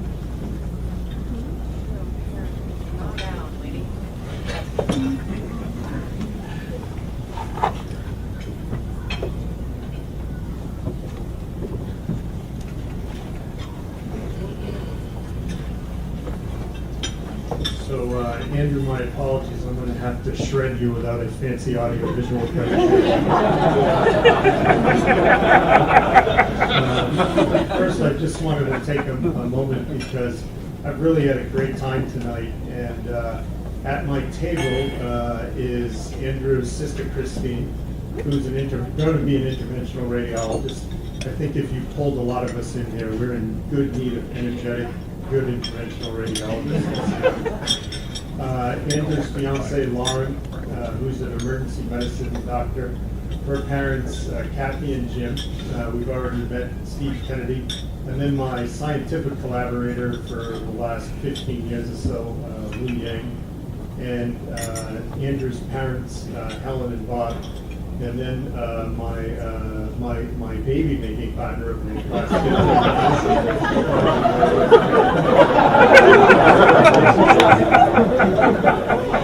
So one other thing, just talking about how much I learned from the residents. I don't know how I found this out, but at some point I found out that Liz's mom, I think, was an English teacher. And so whenever I would be writing something or speaking in the OR around Liz, I started getting very self-conscious. And so she will tell you that I am always asking her, well, what would your mom say about this? How would she write that? How should I phrase this? Unfortunately, had I remembered, I would have had you proofread my speech. So it's my pleasure to introduce Andrew Gatan tonight. Andrew grew up in Southern California, the son of Robert, who was born in Iran, and Helen, a French Canadian. Andrew has told me that both of his parents worked very hard. His mother at home, after putting aside her career as a nurse, and his dad, an orthopedic surgeon in private practice. Andrew described him as the hardest working person he knew. And in fact told me it would be very difficult to envision himself in a practice like his father, who had no residents, no fellows, and it was basically just him taking care of his patients. This interesting background has led to a little bit of confusion amongst the residents and even myself. And 5 years later, with this background that Andrew has, we're still trying to pin him down as to whether he in fact celebrates Christmas, Ramadan, Kwanzaa, Hanukkah, or perhaps all of the above. Hopefully he'll clarify this tonight, but for now he remains a little bit of an international man of mystery. To quote from Andrew's residency application, "None of this will be easy, but the desire to overcome challenges is what drives me to put my greatest effort into all things that I do. And so it is with eagerness and determination that I look forward to residency training in orthopedic surgery." So this is a representative sample that I picked out of Andrew's application, but in fact his entire essay was filled with what I thought were similarly intense thoughts. I don't you know where I'm going with this. I don't recall what I thought about this at the time of the interviews, though I suspect I had a healthy dose of skepticism. Every personal statement, of course, is filled with empathy, humility, and passion. However, 5 years later, I can state with certainty that Andrew is exactly how he came across in his personal statement. He is passionate, he's opinionated, and he is the most competitive person I think I've ever met about seemingly everything. Well, with Andrew, this never comes across as overbearing. His passionate views on the trivial to the important are often expressed with a healthy dose of sarcasm and humor. His long arms can start flailing and gesticulating. I was told I should do some demonstration. Part of the repertoire is the chop. I don't know what this is, but it's this one. His rants, for lack of a better word, are often finished off with the statement, "I'm not angry, I'm really not." It must mean something, though I'm not sure exactly what, that Andrew and Mark Miller, I think the other most opinionated resident decided to cohabitate for a few years. Since they are truly like Oscar and Felix, they never agree on anything, and their neighbors must have found them really entertaining. I've only seen Andrew vacillate over two things: his indecision over his choice of a fellowship that may have only been exceeded by his interminable delay in turning his lengthy relationship with his beautiful fiancée Lauren into an engagement. He finally saw the light and proposed after the finality of Mark Miller's marriage to Rebecca.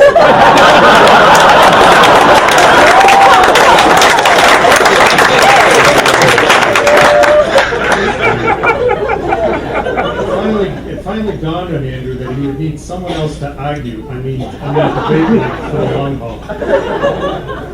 So Andrew, I'm very proud of you for finally realizing what a good deal you were getting in proposing to Lauren. But I'm not sure what she, or for that matter, Rebecca, will think when your future home has a mother-in-law unit for Mark Miller's. So at this point, I can put away my notes and speak from the heart.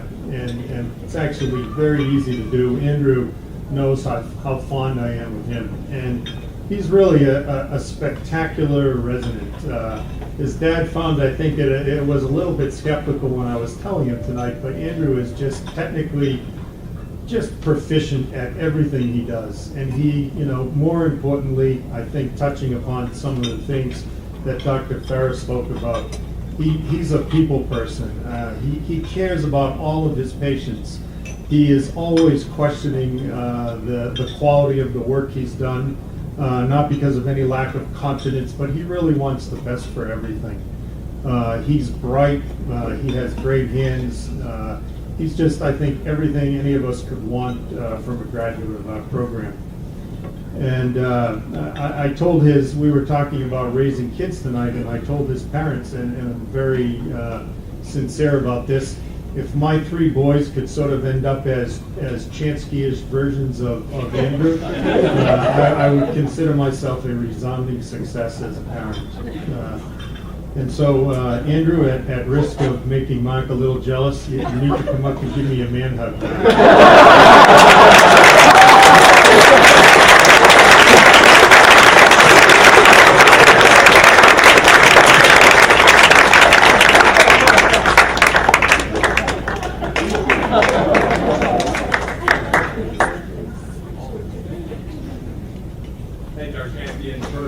For the record, we celebrate Festivus, which is for the rest of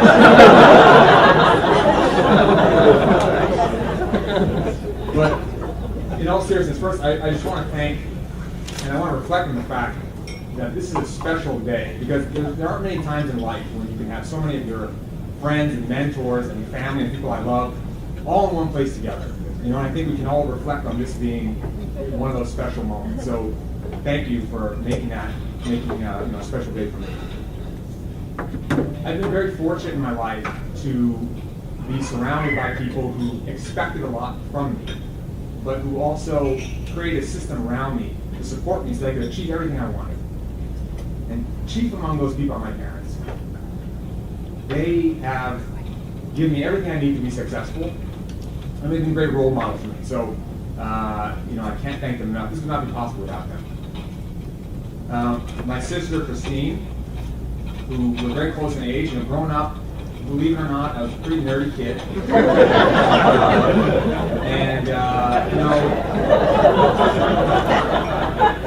It was nice to have, someone at home, a friend close to my age. We grew up together, and I think it's no surprise we kind of have similar career interests and have similar feelings about what it means to take care of patients. And it was part of my growing up with her. Warren, Warren and I have known each other a long time. It took me a while to figure it out and get it right. So thank you for being patient with me.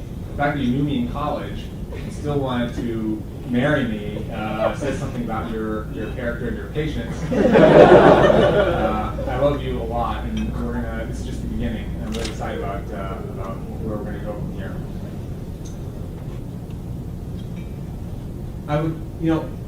I'd like to address my attendance. And this is difficult because I can't single out each of you and thank you for what you've done for me in my career. So I want to thank you all together. You give so much and you expect nothing in return. You've made a role model for me in everything you do in your work, and allowing me, giving me a chance. When I was a medical student, I had nothing to my name, and you looked at me, you saw my application, you gave me a chance to do something that I think is amazing. I never thought I could achieve what I've done, and it's been a great thing. My goal has always been, getting up and going to work. I want to make my attendings proud. That's honestly what motivates me. So I hope I've done that. And I will say that I will remember what you taught me, and I will take it with me. I mean, I promise to you that I will take care of my patients in that same way that you have taken care of your patients. And I hope that can be a tribute to what you've done for me and be part of your legacy. And then, of course, to my fellow residents. Now, you guys know that working with you has been one of the great pleasures of my career, and that goes from everybody, from the interns to my classmates, of course, my fellow R5s, my chiefs.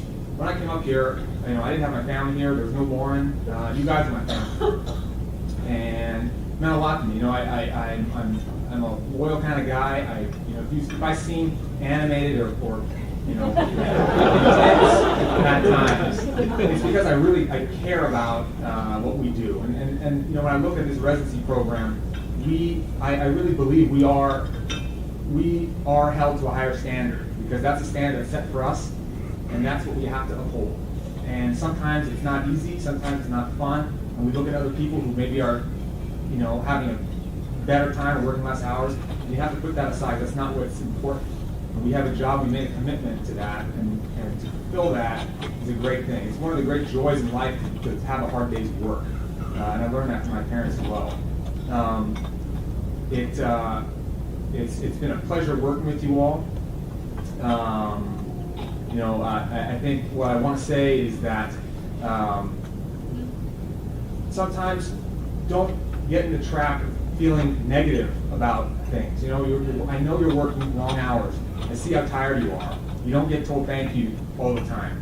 We're in this together. And I want you to look at the residents that you work with and support each other and hold each other up, because what you do is important. It's vital, and people are relying on you, and we need to support each other to do the best work we can. And so as a family together, residents, we can do great things. And I hope that once I'm gone, that you guys can continue that and can be, continue to perform at a high level. So I've had a wonderful 5 years. I can't thank you guys enough. Thank you for being here tonight. And I know I'll see you guys again at some point in the future. Thank you.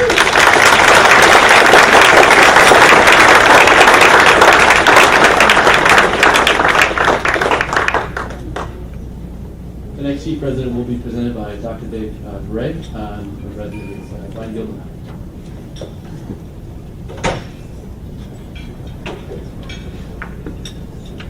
Thanks, John. Some people put them on, some take them off. Some don't know what to do with them. I think I'm there now with my glasses. Tonight, I really have the privilege and honor of introducing Brian Gilmer at the conclusion of his residency and congratulating all of this year's graduating residents. And what's to follow is directed at Brian, but I hope we all can enjoy some of this and be it's provocative for all of us. And let me start with echoing what Dr. Farrar. I operated with Dr. Farrar when I was a fellow, and so this is a real treat for me to see. Change is challenging, and this has been a challenging but educational year for many of us. And I want you all to remember that as you leave the relative comfort and predictability of your residencies and venture into the uncertainties that we call our lives, that a pessimist will see the difficulty in every opportunity, but an optimist sees the opportunity in every difficulty. I'd encourage you to be the optimist. It's important for you all to realize, too, that despite all the challenges that you have experienced as individuals and as orthopedic residents, you continue to reinvigorate our passion for this profession and for this specialty. And importantly, like it or not, you're the thread that unites our department, and for that I am grateful.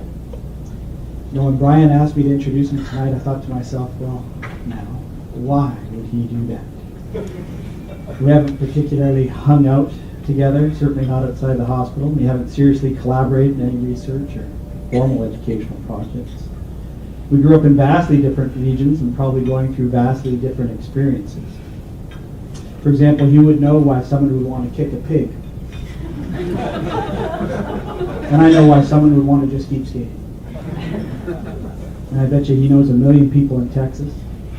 And other than tonight at that table, I probably only know a couple. He talks a little funny, but then again, apparently so do I. And what I do know is that he showed up when he was supposed to, and then he went to work just like he was supposed to. And I like that. I really, really like that. So while history would tell us that others had successfully taken on challenges with seemingly nothing to offer but blood and toil and tears and sweat, the degree of their success would suggest otherwise. Brian grew up in Houston, went to Texas A&M for undergrad training where he excelled academically. Subsequently came to the University of Washington Orthopaedic program from the University of Texas Medical Branch in Galveston. And he offered us a blue-collar applicant with a white-collar mind. He was ready to work, he was ready to think. I've had the pleasure of working alongside Brian early in his residency and now as he comes to the end of his residency. A changing but busy residency full of challenging patients and problems, and lately a lot of extraneous noise and distractions for all of us. But despite these distractions, Brian remains balanced, thoughtful and humble, innovative and sure-handed, bright and determined, kind and passionate, in possession of excellent judgment. And I think he recognizes how much more there always is to learn for all of us. Like learning why someone would want to kick a pig or just keep skating. And above all, and again, he's balanced. He has a lot of nuances to him, a number of other diverse interests, abilities, and skills, from swinging a hammer in the operating room to literature, to Winston Churchill, to poetry, and making a canoe in his basement. This is the stuff that runs under the radar, but I'm glad our orthopedic program had the ability to pick up on it. And I don't think it was by coincidence, because if you did, then you just haven't been paying close enough attention. As a change around all of us continues, we need to strive to surround ourselves with people that challenge us, lift us, and make us better. People that will continue to focus and refocus the passion we have for this profession and this specialty and our purpose. People like Brian help us do this because we make a living by what we get, but we make a life by what we give. The paths that we are on don't happen so much by chance or luck or accidental. Michelangelo said if you knew how much work went into it, you wouldn't call it genius. But you got to remain balanced. Life's pretty simple. You do some stuff. Most of it fails. Some of it works. You do more of what works, and if it works big, others quickly copy it, and then you do something else. And the trick is to do something else. Whether stated today or like it was 500 years ago, I think that's a very worthy objective. But always remain balanced, right? Brian's going to head to Taos, New Mexico to carry on what seems like a UW tradition, where he'll be pursuing arthroscopy and sports medicine fellowship. And he'll bring all of the best qualities one could hope for, and he'll succeed, and he'll remain balanced. And I'd like to congratulate Brian on the completion of his orthopedic residency, and I'm sure that he will not only be humbly adding his signature to the ongoing orthopedic renaissance, but to whatever else he chooses. Brian.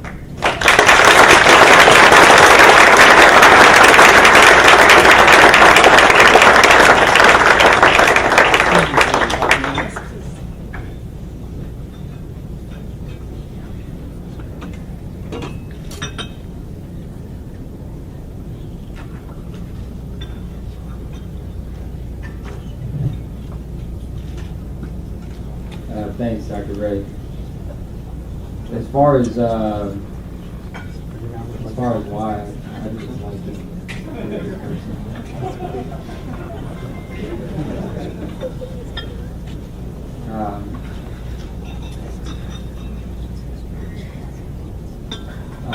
Dr. Ray, you probably don't remember, but you were actually the first person to leave me alone in an operating room. I was an R2 resident, and I was in there with Dave English, who a few of y'all know. And I remember looking up and looking at Dave and saying, there's no one else in here. I never forget the early trust that you had in me. While it was just something simple, it meant a lot to me at that time. So.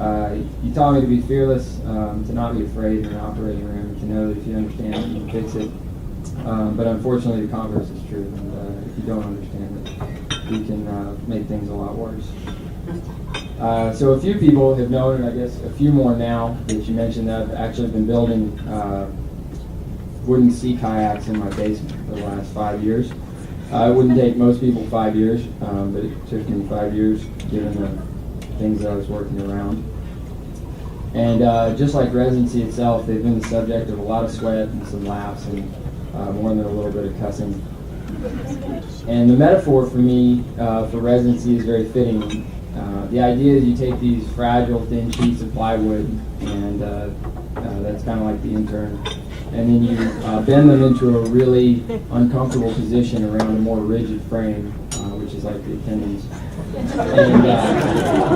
And then you hold it in place with tension band wires, just like we use in orthopedics, and then you leave it there for a really long time, and that's the part that took me years. And you lay a layer of glue down, and it holds a little bit at first, and then you add another layer, and another layer, and another layer. And eventually, the wood doesn't hold any of the weight at all. And the epoxy and the glue of your knowledge and your experience becomes the thing itself, and it becomes something much bigger than a piece of wood. And we hope it's something that, at the end of 5 years, holds some water. So from the beginning of my life, I've had a lot of people who've helped me with a lot of things, and I've more or less forced gumped my way along and just tried to not make unreversible mistakes, to pay attention and to take advantage of the opportunities as they come. My family is really more incredible.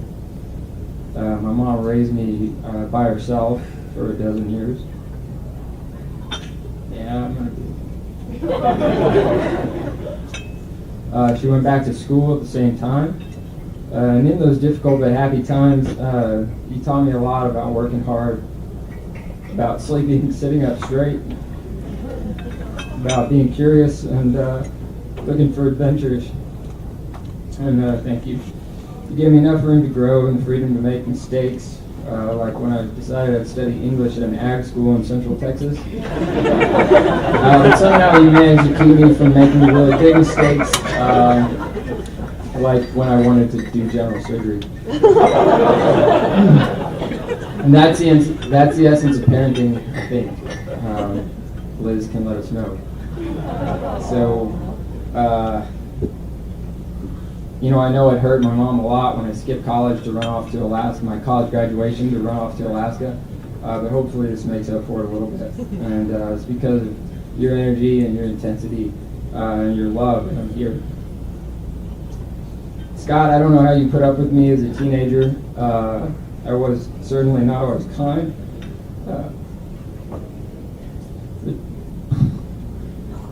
But you came into a difficult situation and handled it with grace. And sorry I didn't appreciate that more.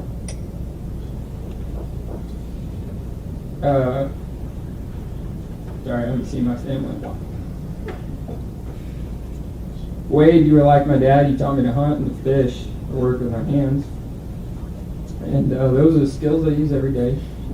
So I appreciate that. And I appreciate the energy and the sacrifices you make for your family. And I hope I can do the same things for Spencer, Reagan, and Jackson. I'd also like to thank my 90-year-old grandmother, Jane David, who is not here, but is in El Campo, Texas, in the same house where she has lived independently since the 40s. She would be here if she could. And my granddad, who died a long, long time ago, but I think still looks in on me. I would also be remiss if I did not thank the entire state of Texas.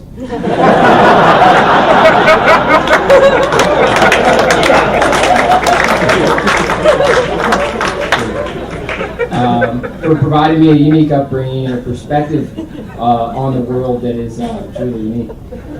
I've spent a lot of time out in Texas now, but it'll always be home, and sometimes on quiet nights, I still smell live oak trees.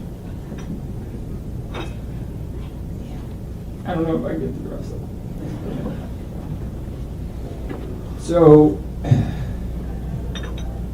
I didn't even really know what I was leaving until I left, and I sure didn't know what I was getting into.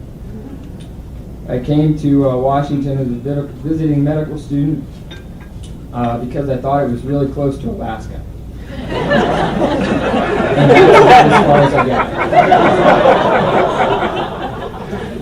I showed up wholly unprepared for the experience of being at Harvard U. And I haven't been able to put in words what that experience means. But as I was walking out on the last day, somebody who was getting off work late in the day in scrubs was picking up a piece of trash, and a lady stopped me, actually physically stopped me, turned and said, "This place is phenomenal." And I said, yeah it is. So for the first time in my life, I was content in the process of just getting better. And the other day I was in the room with Dr. Dunbar in one of the empty offices on the 6th floor. And on the wall it was written, every ounce, every minute, every day. And that's been up there for quite a few years now. So I guess it's a mentality that everybody, if every day you set out to be better, and one day you look up and you're Dr. Dunbar or Dr. Beret, Dr. Beingessner or Dr. Tatesman, and that's just a part of what makes the place special. So many people have been great teachers, but a few in particular I need to mention. Dr. Green, my wife said I was never happier than doing cases with him on Fridays, and he's why I chose arthroscopy. Dr. Wagner, I could spend the rest of my life retracing the chronology of yours.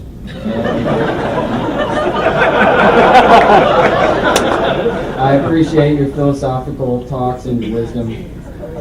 Dr. Hanold, there are days I kept working just because I didn't want you to be disappointed.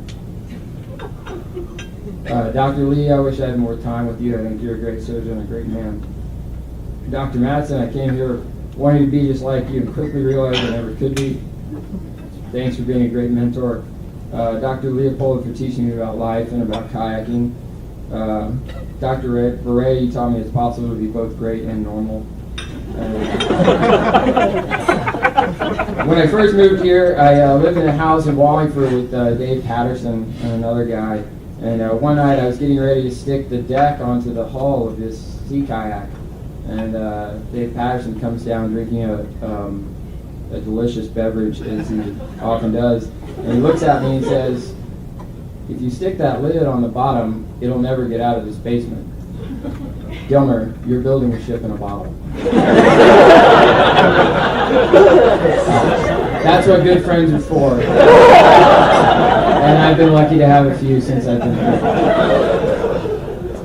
It turns out me being here was no small miracle. Well into our 4th year, I was in the clinic with Dr. Hamill, and coincidentally, as sometimes happens with him, you see things that he may not overtly say he wants you to see, but he doesn't really hide them. And it was a match list from our year, and not surprisingly, I realized I was the last one in that year.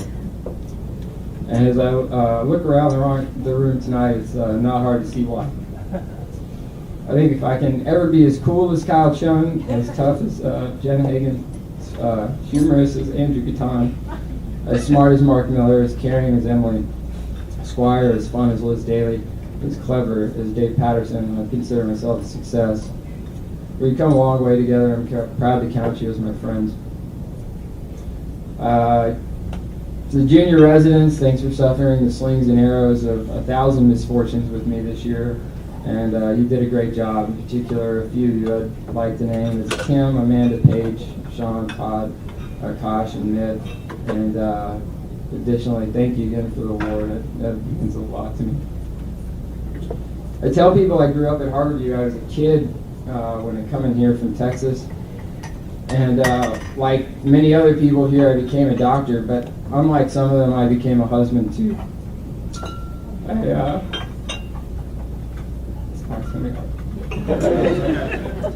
I met my wife in the very same building, and she never even saw it coming.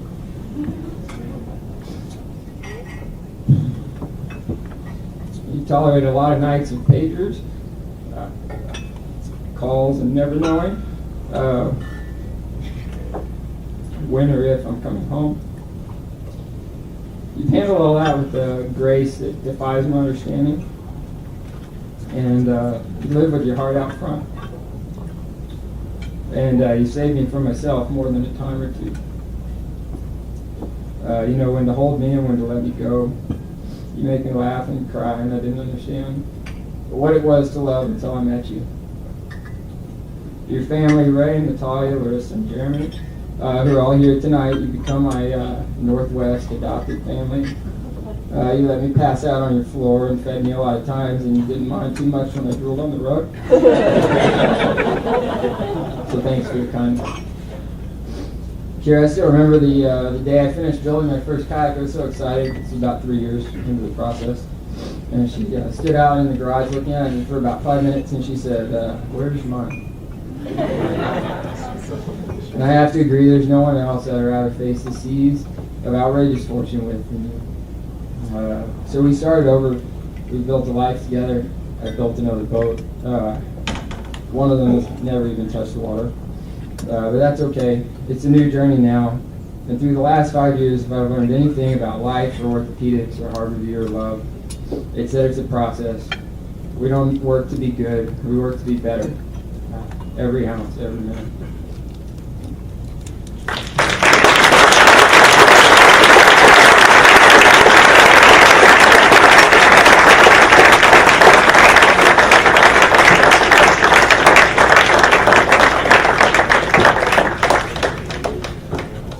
The next president is Jennifer Hagan, and she will be presented by Dr. Carlo Belborba.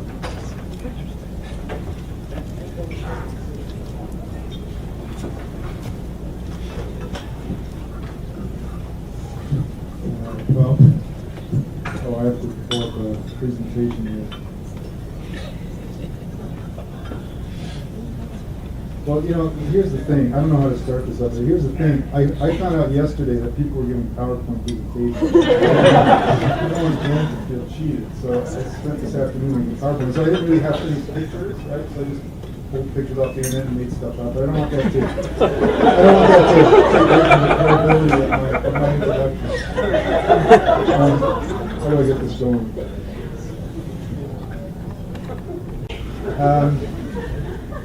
So it was very difficult to get information about Jim. People are very protective about Jim, much more so than the last time I did this a couple of years ago with Chris Wolf. People weren't protective at all.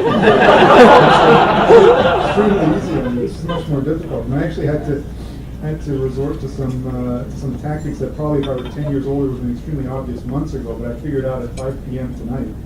And but anyway, so I'm going to start with, this is obviously too small for you guys to read, but this is the beginning of Jen's residency application statement, where she says, "As far as I know, all of my bones are intact. I have never been splinted, never torn a ligament, or dislocated a joint." And so I had to, make some assumptions about her childhood based on that, and frankly, figured out that unquestionably she was wrapped in bubble wrap for the majority of her early years. Right? And that's not Jen, actually. It was her mom. But, there it is.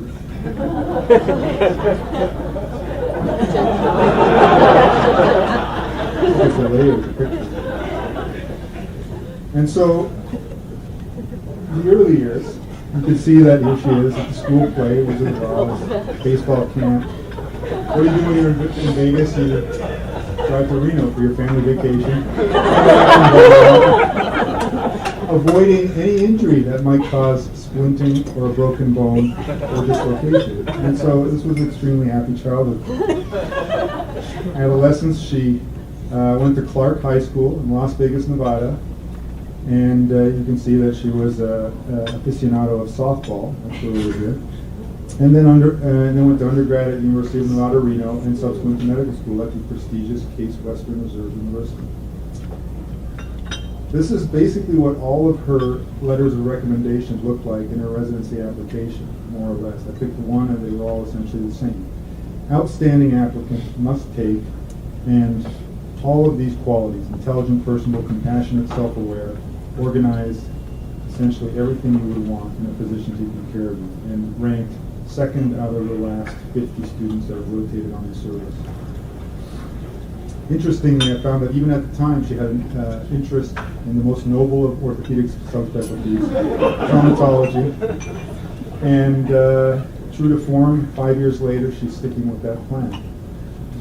And again, top 5% of medical students are rotated on the service at Case Western.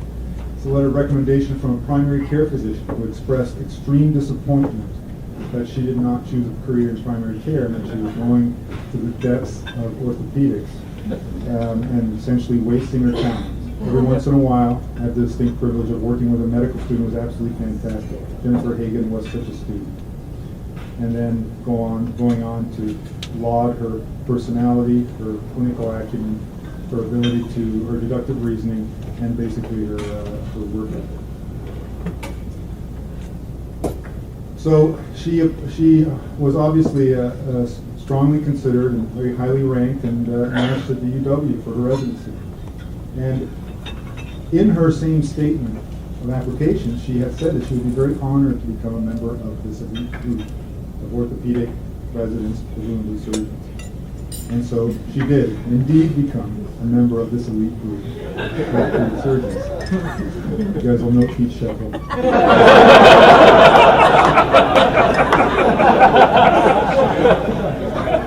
Elite group of orthopedic residents, all of whom are here tonight. Her R2 year was an interesting year.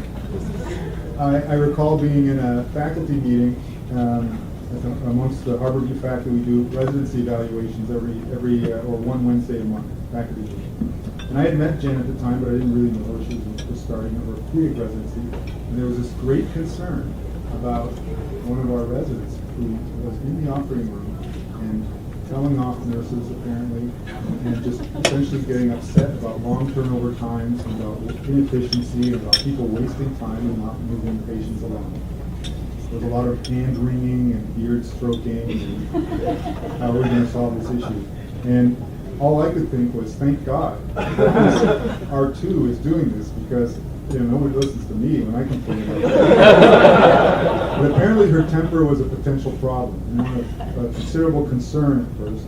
And I probably overstepped my bounds when I actually used it as a tool to actually increase her evaluations, or improve her evaluations. But I came to learn just a few days ago from her father-in-law that as an adolescent, Jen had the childhood nickname of Jenny Kaboom.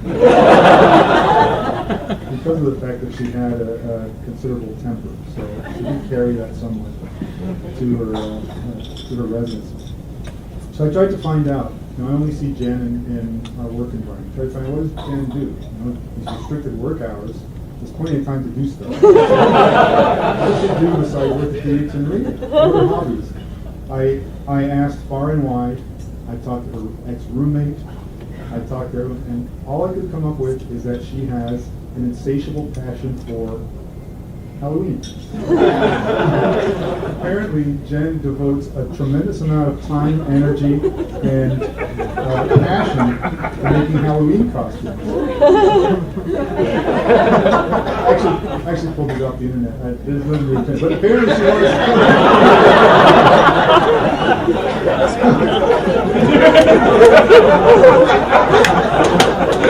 Apparently, she and her husband Hale did actually participate in an Alice in Wonderland costume type of situation last year. And this is the revelation I had about an hour before this meeting, is that I actually probably could have access to some Halloween pictures of Jen if I looked hard enough. And so the top left one is from 2006 at Case Western. I think the other ones are from 2008, 2009, and 2010. All pulled off.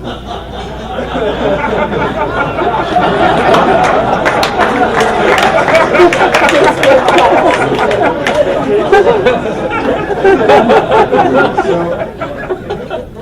of course, I would be remiss, I think all of us would be remiss if I didn't come up here with a little bit of dirt on Jen. So, of course, I reached far and wide amongst my many connections over the years that I've developed here, former residents and such. And this is the kind of information that I got. So I've been racking my brain, and beep, Probably not graduation night material. Unless the college.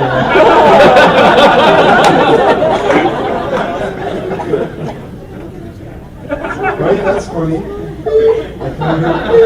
I'll tell CBB. Sure, you might not want to use it, but it's funny.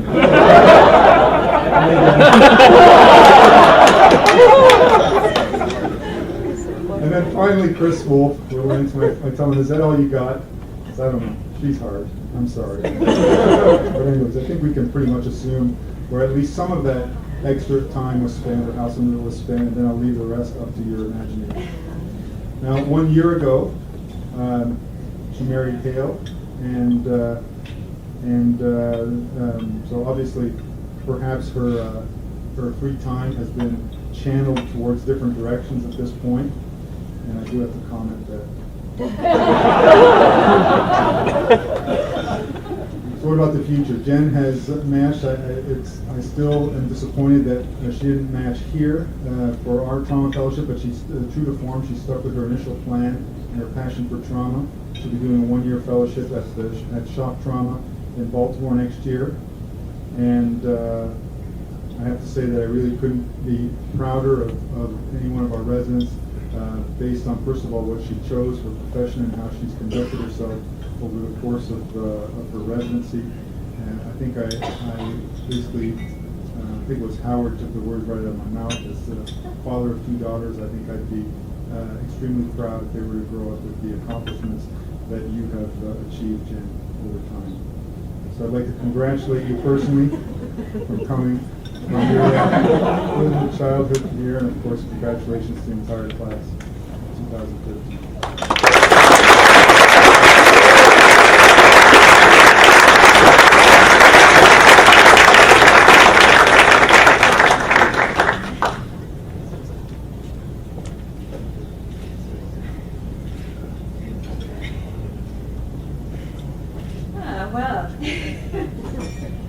Thank you for proving why I asked you to introduce me. I'm still scared of you, and it's always good to be humbled a little bit, so thank you very much. First of all, point of order. Daily, I've been with you at the VA for the last 3 months, and this is the first I've heard that you're pregnant.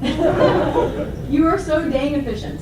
I guess Gilmer and Chun messed on those Depo shots that they've been promising me these last 5 years. So, first one, guys, thanks. But no, this has been a fantastic 5 years, and there's a lot of people to thank, and I echo everything that's been said before me, with a little addition. So, when people oftentimes talk about attendance and talk about a program, every program, they say, well, they're in academics, they should teach, they better teach, that's their job. But that means that you open yourselves to us completely at all times, and that is very difficult, and it does not go unnoticed, so thank you very much. We have so many great teachers here, and some have come and gone, and now come, and to the junior residents out there, hang in there. Try not to cringe when you hear the word change. We've heard that a lot the last couple of years, but I do truly believe that this program is stronger now than it was when I started. And I think it's going to keep getting that way. So hang in there. Keep your noses down, and you're going to be up here before you know it. So as Dr. Bellabauer showed, this program has given me all of the training. It's also given me my husband, Hale. I met him in the rheumatology clinic.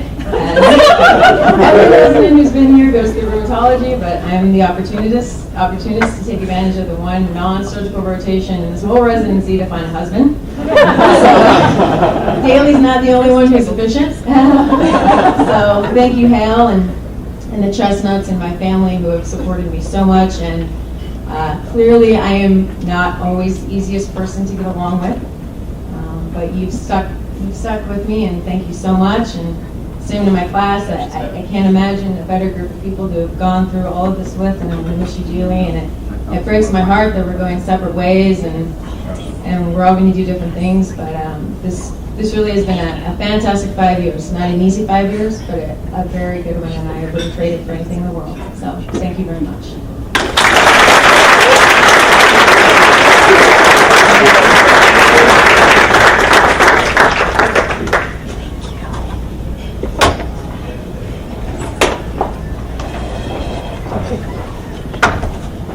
ED, Mike Lee will be presenting the next president, Mark Miller.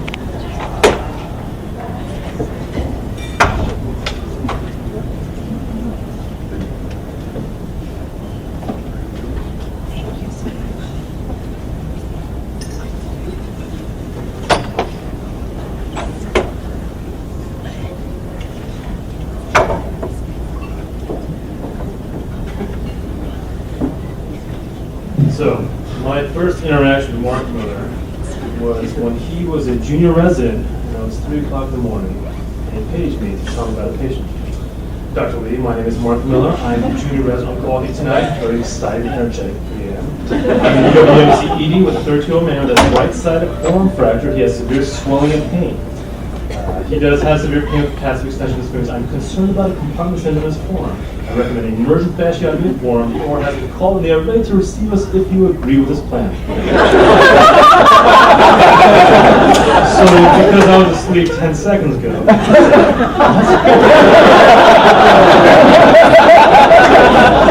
So he repeated himself. Twice, actually.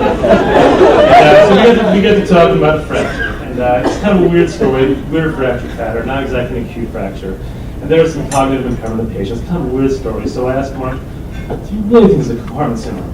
And knowing what the consequences would be. He goes, that's what I believe. And he held his guns and held his ground. So I said, well, has the chief taken a look at this? He goes, no, not yet. There you go. What? Can you call the chief? Give me a call back afterwards. And I figured that'd be set for at least another hour or so. I tried to go back to sleep because I got a 6-hour case the next day in the OR. And I couldn't go back to sleep. And that's pretty weird for me because I pride myself in the ability to fall asleep on a moment's notice. All I could think about was Mark Miller and this compartment syndrome doing the ED, and I wanted to get my ass out of bed and just do it. So after tossing and turning for about 10 minutes, I get out of bed, go to the ER. I see Derek Raines, who was the chief resident at the time. He's there at the bedside. And he looks at he's looking at the patient, looks up at me, shakes his head, no, it's not a compartment syndrome. I take a look at the guy, that's not a compartment syndrome. So we don't operate on that night. Now you might hear the story, you might think that I had a negative first impression of Mark Miller. But in truth is, I actually had a great first impression of Mark Miller, because in that interaction, he exhibited some qualities to me that I really admired.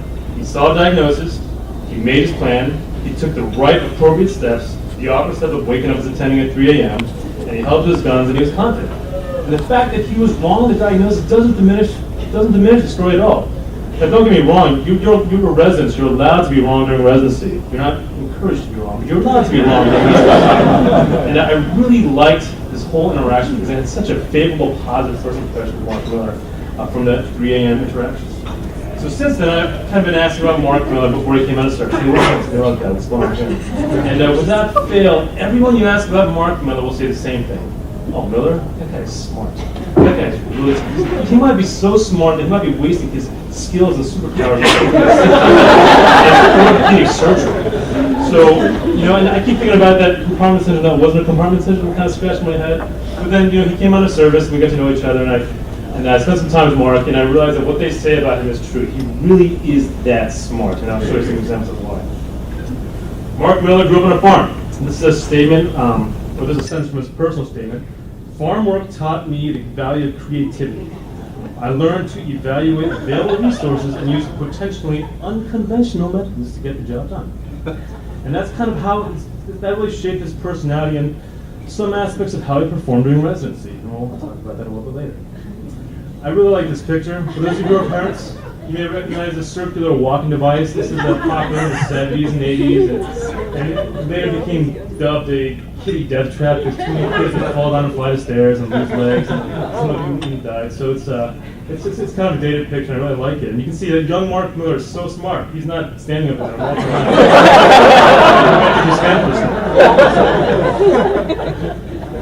How smart was Mark? Well, he applied to one college. He applied to Stanford, and that was it. And most of us applied to a backup school, a safety school, a maybe school, a reach school. He applied to Stanford. Stanford was his backup. He applied to Stanford and got in. Majored in chemical engineering. And then he went to the Harvard MIT program for medical school. So quite the pedigree. Stanford, Harvard, MIT. When he was in Boston, when he was a student in Boston, he actually came out to UW and rotated with us. And Mark, I don't know if you've seen this or not, but this is your evaluation during your sub-I. And these are great ratings, great scores. If you look at the comments below, I'll read them out because I don't know if you can see the back, but all-star, completely awesome. Came back after the exam and took call. Knowledge awesome, from Eastern Washington. Wants to come here. Dr. I liked it. We would be making a mistake not to fight for this guy. Now these are the perspectives of your residents and your attendings at that time, but I had the good fortune of speaking to other sub-Is at the same time that you did your sub-I. And one sub-I said this: Gunner, what kind of spaz? Literally runs from console to console, smacking his head on dangling IV port. What is up with this guy? And Mark, if you're wondering who made such horrific, egregious comments about you, he's sitting at that table over there.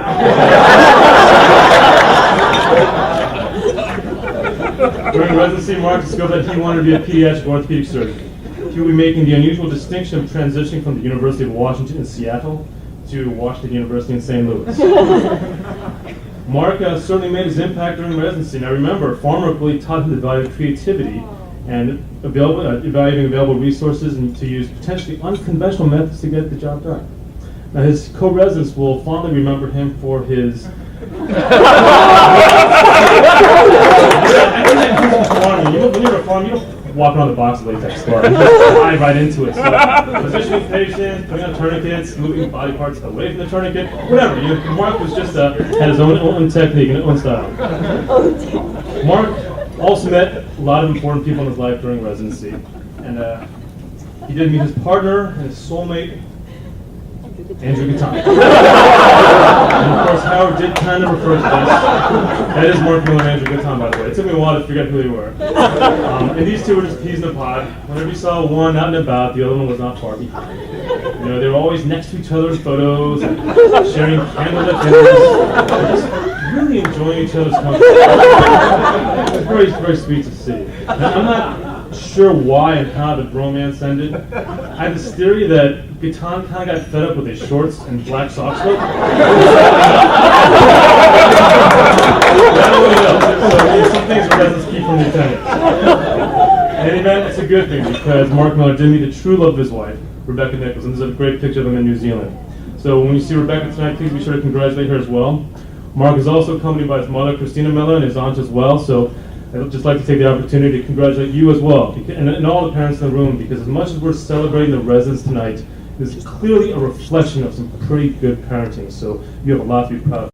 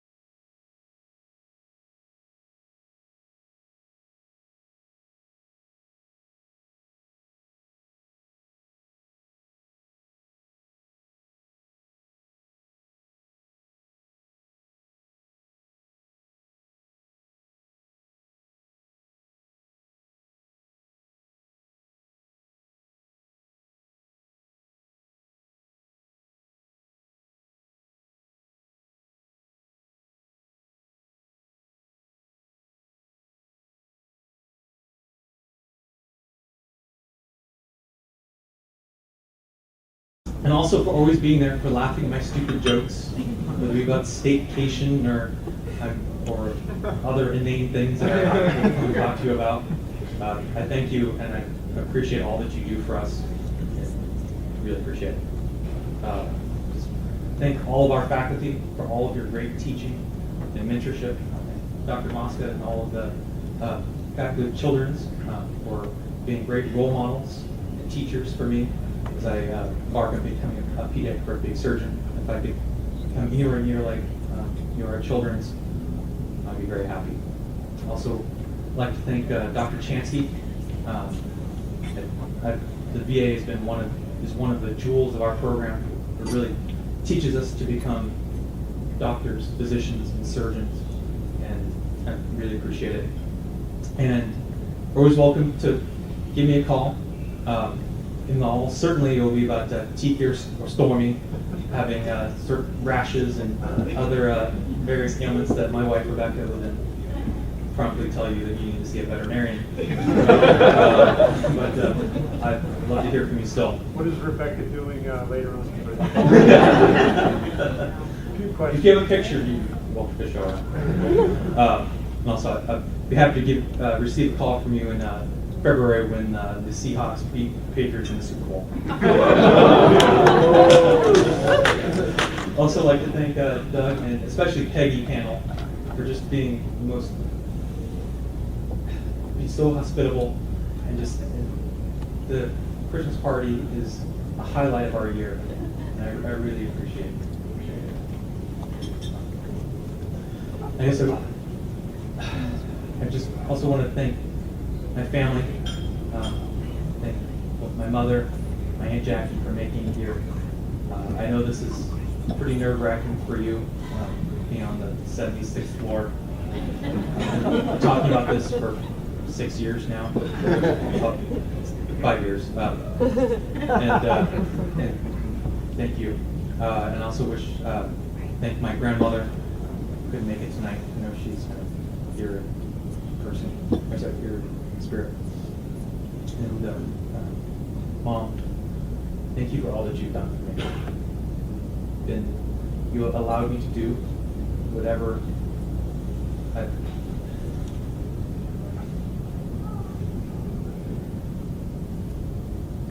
just thank you. And I know that you were actually, when I was a medical student here, Dr. Rout made certain that I thank you, and I know you've been wanting to meet him, and you've been looking forward to this night, in part because I graduated, in part because you'll get to meet Chip. We'll need to take a flight to Houston at some point. And I guess last, definitely not least, Rebecca. We met into second year, early third year, which as you see all the time, that's actually good for us, because if you had met me as a 2, I probably would not be dating. Thank you for all of your patience and love, and care, and for endless pages at night, and for when I say something completely stupid in my sleep, you tell me to call that nurse back because what you said made no sense. Keeping me on my toes. I'm actually looking forward to the rest of our lives in St. Louis. And I couldn't think of a better person to share that with. Thank you, everyone.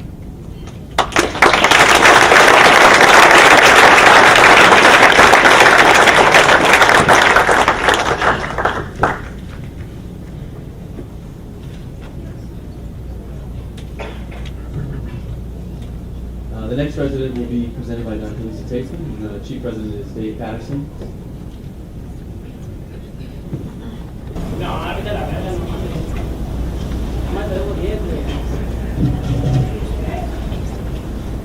Sorry, I'll let you know without the PowerPoint stuff. But stick with me, I'm not funny, but this is sincere and from the heart, and this is what I mean. And I'm truly honored. It's really a privilege to stand up here tonight to introduce to you Dr. David Patterson on his graduation from this residency program. Dave began his career here at the University of Washington as a visiting medical student on the shoulder service. It all comes back to Dr. Matson. He got it right back then when he said, and he wrote, "David is a superstar!" Exclamation point. David came to the University of Washington from California. He completed his undergraduate education at UC Berkeley. He earned his BA with honors in molecular and cell biology and continued on at USC in Los Angeles. Between his third and fourth years of medical school, David spent a year at NIH as a Howard Hughes Research Scholar. This is a highly competitive and very prestigious fellowship, with only about 50 students selected from around the country every year. He was described by his mentor there as a dedicated worker who persistently sought solutions to any challenges that came his way. He was self-motivated and conducted novel analyses. In all of his letters of recommendation, David was described as intelligent, dedicated, efficient, persistent, skillful, and dependable. And I found all these to be true and more. It's interesting, most of them didn't really comment, however, on your wit and dry sense of humor, which I really find are some of your more endearing qualities, that and your love of hot sauce. As David wrote in his personal statement, and I quote, "Residency is something you have to pour yourself into in order to be the kind of surgeon your patients deserve." And he has certainly done that. Dave, I have so very much enjoyed working with you over the past 5 years. You have developed into a truly outstanding orthopedic surgeon. You are smart and you are capable. You are caring. You are responsible and professional. And you're really always looking out for the best interests of your patients. You constantly demonstrate sound clinical judgment and excellent technical skills. You have really turned out to be one superb surgeon. When you were my chief, you made my life easy. I never had to worry. You were always on top of everything, and you knew how to execute it all with ease and skill. And on top of that, you really know how to communicate with your patients. You also know the staff and the whole team picks up on this, and I've just heard over and over again what a wonderful communicator you are and how you make them feel at ease and just never are rushed and always take the time. And I never really expected that this quiet guy with a permanent smirk and the shifty eyes would be the professional, personable guy that you are. I wish you the very best as you move on to Iowa to complete a fellowship in sports medicine. So, as long as you watch out for the reply all buttons on your email. Voicemails to some guy named Butch in Alaska. I'm sure you will continue to shine. Dave, the pleasure is all mine. I'm so proud that you are a graduate of this program. Congratulations.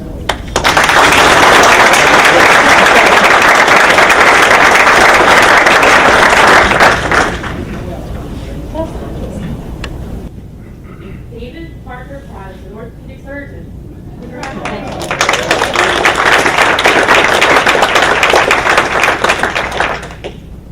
Sounds so weird. Oh. Congratulations, Liz. So thank you, everybody. 5 years goes really fast. To the interns, it's going to be here before you know it. Will Rogers said there are 3 types of men: those who learn by reading, those who learn by observing, and those who have to occasionally piss on the electric fence themselves. So I've tried to do as much as I can in terms of observing in the last few years, and I'd like to share a few things that I've observed. I quickly observed what the CPT 11012 was.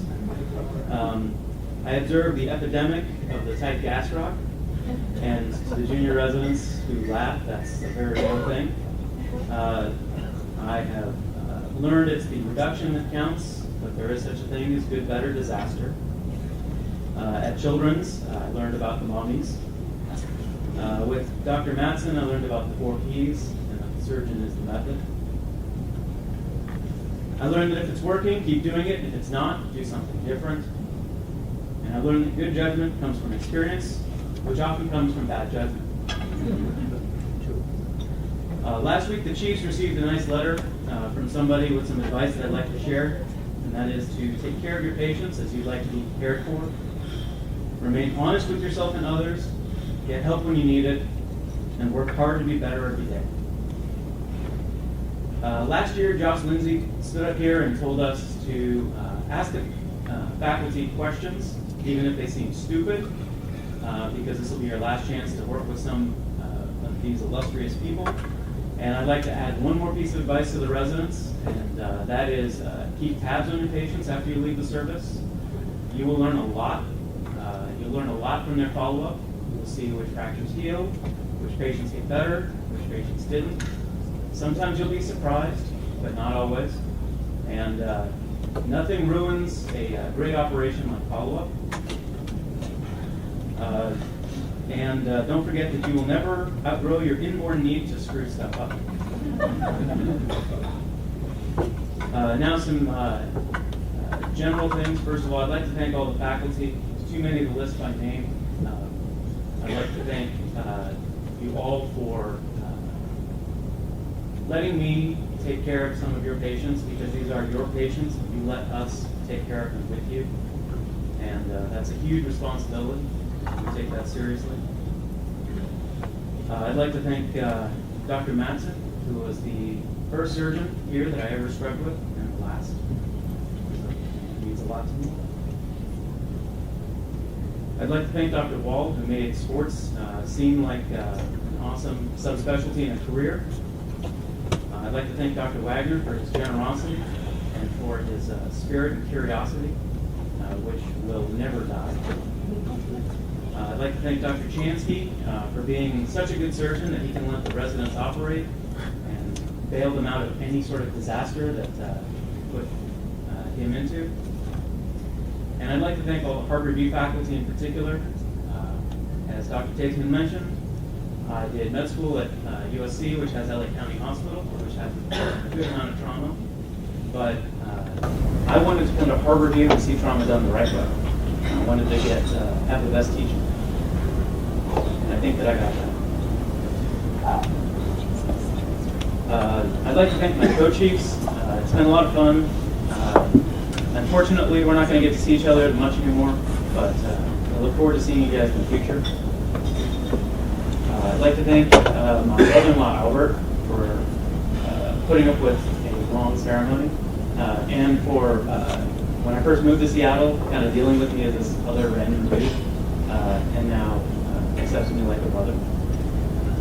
I'd like to thank my parents, my mom, dad,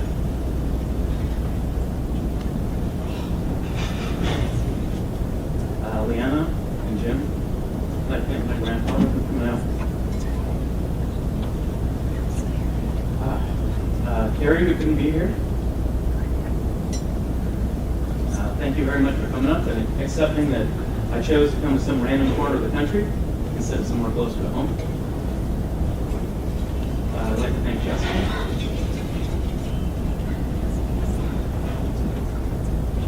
She's the reason I came to Seattle, even though she told me not to. But I thought I could have it all, and I was right. I don't get to say that very often. I wrote and rewrote this part, but words can't express how much I love her and how much your support means. Very sad to see this now.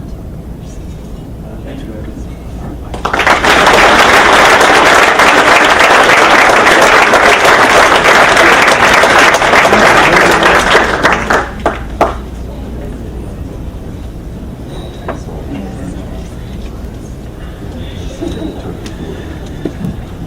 So sad. Vice President is Ellie Squire. She will be presented by Dr. Henley.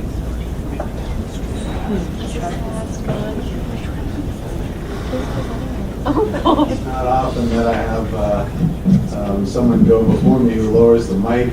Thanks, Lisa. And I know that it'll probably stay at about this level.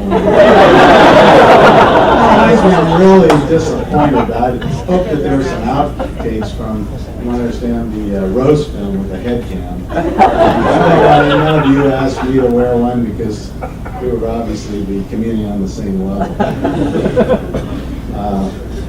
That said, I may need a glass of water because I have 34 slides to go over. Or rather 43 slides, I'm sorry. But I know I'd disappoint you if I didn't show them. I'm going to disappoint you, I'm sorry. I have the pleasure of introducing Emily Squire, who is accompanied tonight with many family members. Her father, Peter, her mother, Lorna, her husband, Corey, and some friends from school, or college and school. Emily has been one of the most amazing residents in our program. She's probably by far one of the most compassionate residents. Families have always remarked to me on how understanding she is in speaking with them, how calm she is in her demeanor, how she takes the time to answer their questions, and they feel quite reassured when they know that she is caring for them. Her compassion will stand her in good stead in the future. When I reviewed her application as well as her CV, the one thing that stuck out to me was that she appears to be geographically challenged. She also came from a little west of Chicago, further west, South Dakota, and then swung her sights to the West Coast and graduated from WSU as a coup. After that, she zigzagged far across the U.S. to Penn State to go to Hershey College of Medicine, only to return back to the University of Washington. And next year, she goes off to Orthopaedic to follow in the footsteps of many of the orthopedic traumatologists at Harvard and one of her other resident mates at Orthopaedic. One of the other things that stands out in her resume is her commitment to volunteerism and giving back. She's done several overseas journeys in Kenya with the Sign Organization, in Nicaragua, and in Honduras. And obviously, a career in orthopedics means really giving back because trauma is not random and it affects generally those that are less fortunate. So I'm happy to congratulate Emily on her graduation tonight, as well as her classmates. Thank you.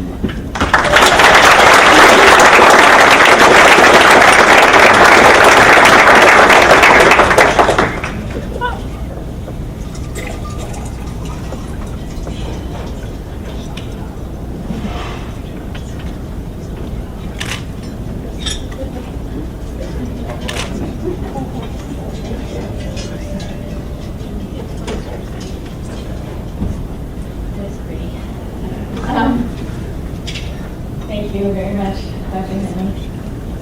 I am not usually one to be at a loss for words. I was a theater major, so it's usually hard to get us off the stage. So instead I decided to write a script so that I didn't take too long and time it to make sure that it was succinct. It was hard for me to find the words to describe residency. It's a 5-year process and you try to sum it up in 5 minutes, and in 5 years you can't really describe it, so it's hard to put it all into words. So I finally came up with the top 5 reasons that the UW Ortho residency program is like the Lord of the Rings. And for those of you wondering in this analogy, I am one of the hobbits. So number 1, neither the UW Ortho residency program nor the Lord of the Rings can honestly be watched in the confines of an 8-hour week. But we take pride in our endurance. We don't want to go to the abridged version. We want the director's full editions. We want it that way, and we might lie on a couple of forms. I didn't say that. Number 2, the intern year of the UW Orthopedic Residency Program starts in the Shire and you're watching fireworks. And it's beautiful and it's amazing. And quickly you realize that when it comes to being on call, the 4th of July, any government holiday, any day of sunshine, and certainly any day of pyrotechnics is as dangerous as the projectile lava streams from Mount Doom. The 3rd reason that the UW Ortho residency program is just like the Lord of the Rings is halfway through part 1, you deeply question your motives for beginning this process. And though logically you know that Frodo must make it out alive, you can't fathom how on earth he's going to do it. And as it turns out, it takes a fellowship to get through it. To the mortal humans, those who allow us and even thank us for operating on them in spite of our inexperience. I am sorry for the lessons I learned the hard way, and I am grateful to have been part of your care. To the dwarfs, all of you junior residents, all of whom are taller than me, you make us look good by doing such good and thorough work. You're the necessary and adored comic relief, especially after you've had a few pints. And you will do a wonderful job of ruling Middle Earth in the years to come. To the wizards we work with, you continually save us from ourselves. Dr. Beret, Dr. North, who I think maybe made it in, Dr. Tietzman, Dr. Dunbar, Dr. Henley, Dr. Matson, Reza. I wrote down a bunch of names, and there are 52 of you, but I'm going to have to sum it up at some point. Dr. Chansky for sure. Thank you. Just like Gandalf, you have amazing tricks. And just like the Great Wizard, you are all very terrifying when you're angry. To my fellow hobbits. Oh, I almost skipped one. To Lady Galadriel of the Blue Team. You will find her by following the sound of a sonata on a grand piano. She magically knows everything you know. This is to the Chiefs coming up. To Ted, who's starting on blue. She knows everything you know. She knows everything you don't know. And she does this all without saying a word. To my fellow hobbits, I could not have asked for a better class of residents to spend 5 years with. You all have my respect and adoration. Certainly my love. I will certainly be calling you with questions of how do I do this and can I send this to you? And especially Liz, though you look nothing like Samwise. And I didn't get pregnant. I don't even want to consider what an awful movie this might have been if you had not been literally by my side and across the street from me for these last 10,000 hours. To the non-mortal, non-orthopedic elves, Angela and Amanda, our moms and dads, our best friends, our spouses, sweethearts, and certainly my husband. Without your reinforcements and reassurances, we would have lost ourselves in the endless, abysmal, rainy night. And truly, no one understands why the elves didn't abandon all of us in Middle Earth long ago. Because given enough sleep deprivation, we all, faculty included, look, smell, and act like orcs. And the final reason that residents use a reenactment of The Lord of the Rings, just when you think you've finished all of the footage from the extended cuts, they release another trilogy. And of course you've invested too much at this stage not to go watch it, not to partake.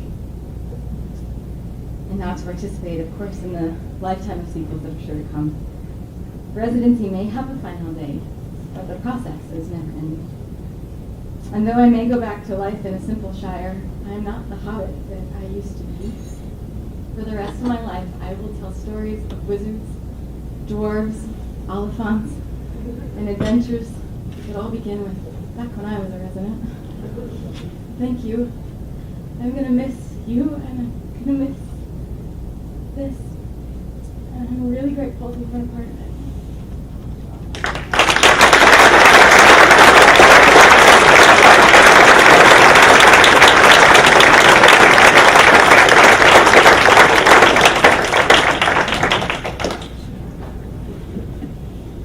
Ladies and gentlemen, this has been an incredible and memorable evening, and that's an understatement. There's no question about this. We've seen the culmination of 8 incredible young people's 5-year careers here.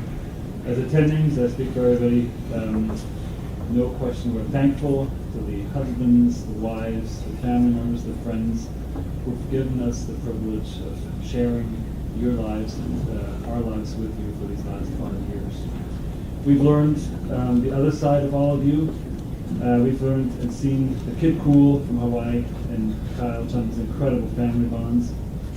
We've shared an incredible moment of life as reality through Elizabeth Daly's declaration, unimitably delivered by the one and only Ted Wagner.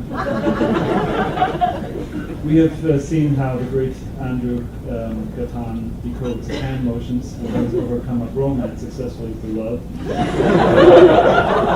I'm so glad to see that Brian Gilmer and his cellar secrets turn out to be a kayak left behind. And if Yet again, and here comes the circle back to 30 years before. If you think that you're the only one who's had a hospital romance, you can look at the esteemed Dr. Valverde and his beautiful wife Gail, who had the very same experience 30 years ago, and who are happily, successfully wedded together with the two beautiful children. Jennifer Hagan, I'm so proud of you being a trauma surgeon, and the bubble wrap story was unique to me, the Jenny Kaboom story, and I'm very glad to share these secrets and Dr. Belvar's slides with your future colleagues at Shock Trauma and in Switzerland.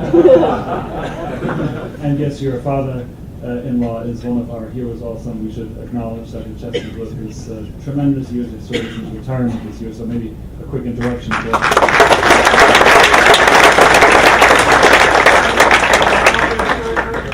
No Gloves, Mark Miller, overcame all sorts of disabilities. You've again been a tremendous success story in many ways, but you've also overcome your romance successfully together with your friends. So we're really grateful for you having shared your time here. And that hole-in-one is great, and I personally really like the Red Sox hat, so that was my thumbs up there. And you get to keep both certificates. Dave Patterson showed that not all graduates of the University of Spoiled Children are spoiled children. You're a tremendous guy and level-headed beyond belief. And what can be said about the poetry of Emily Squire, who's put the Lord of Rings into a new meaning? Tonight was a most memorable night, and again, a one night that we'll never forget. I really want to thank the class of 1983 for having come together, and the family of Ed Farrar. Fantastic evening.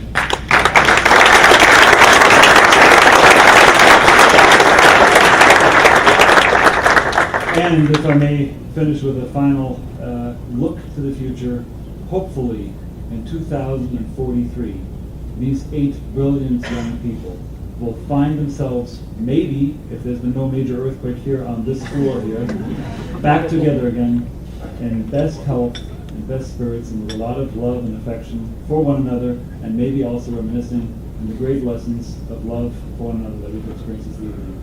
Thank you all, and good night.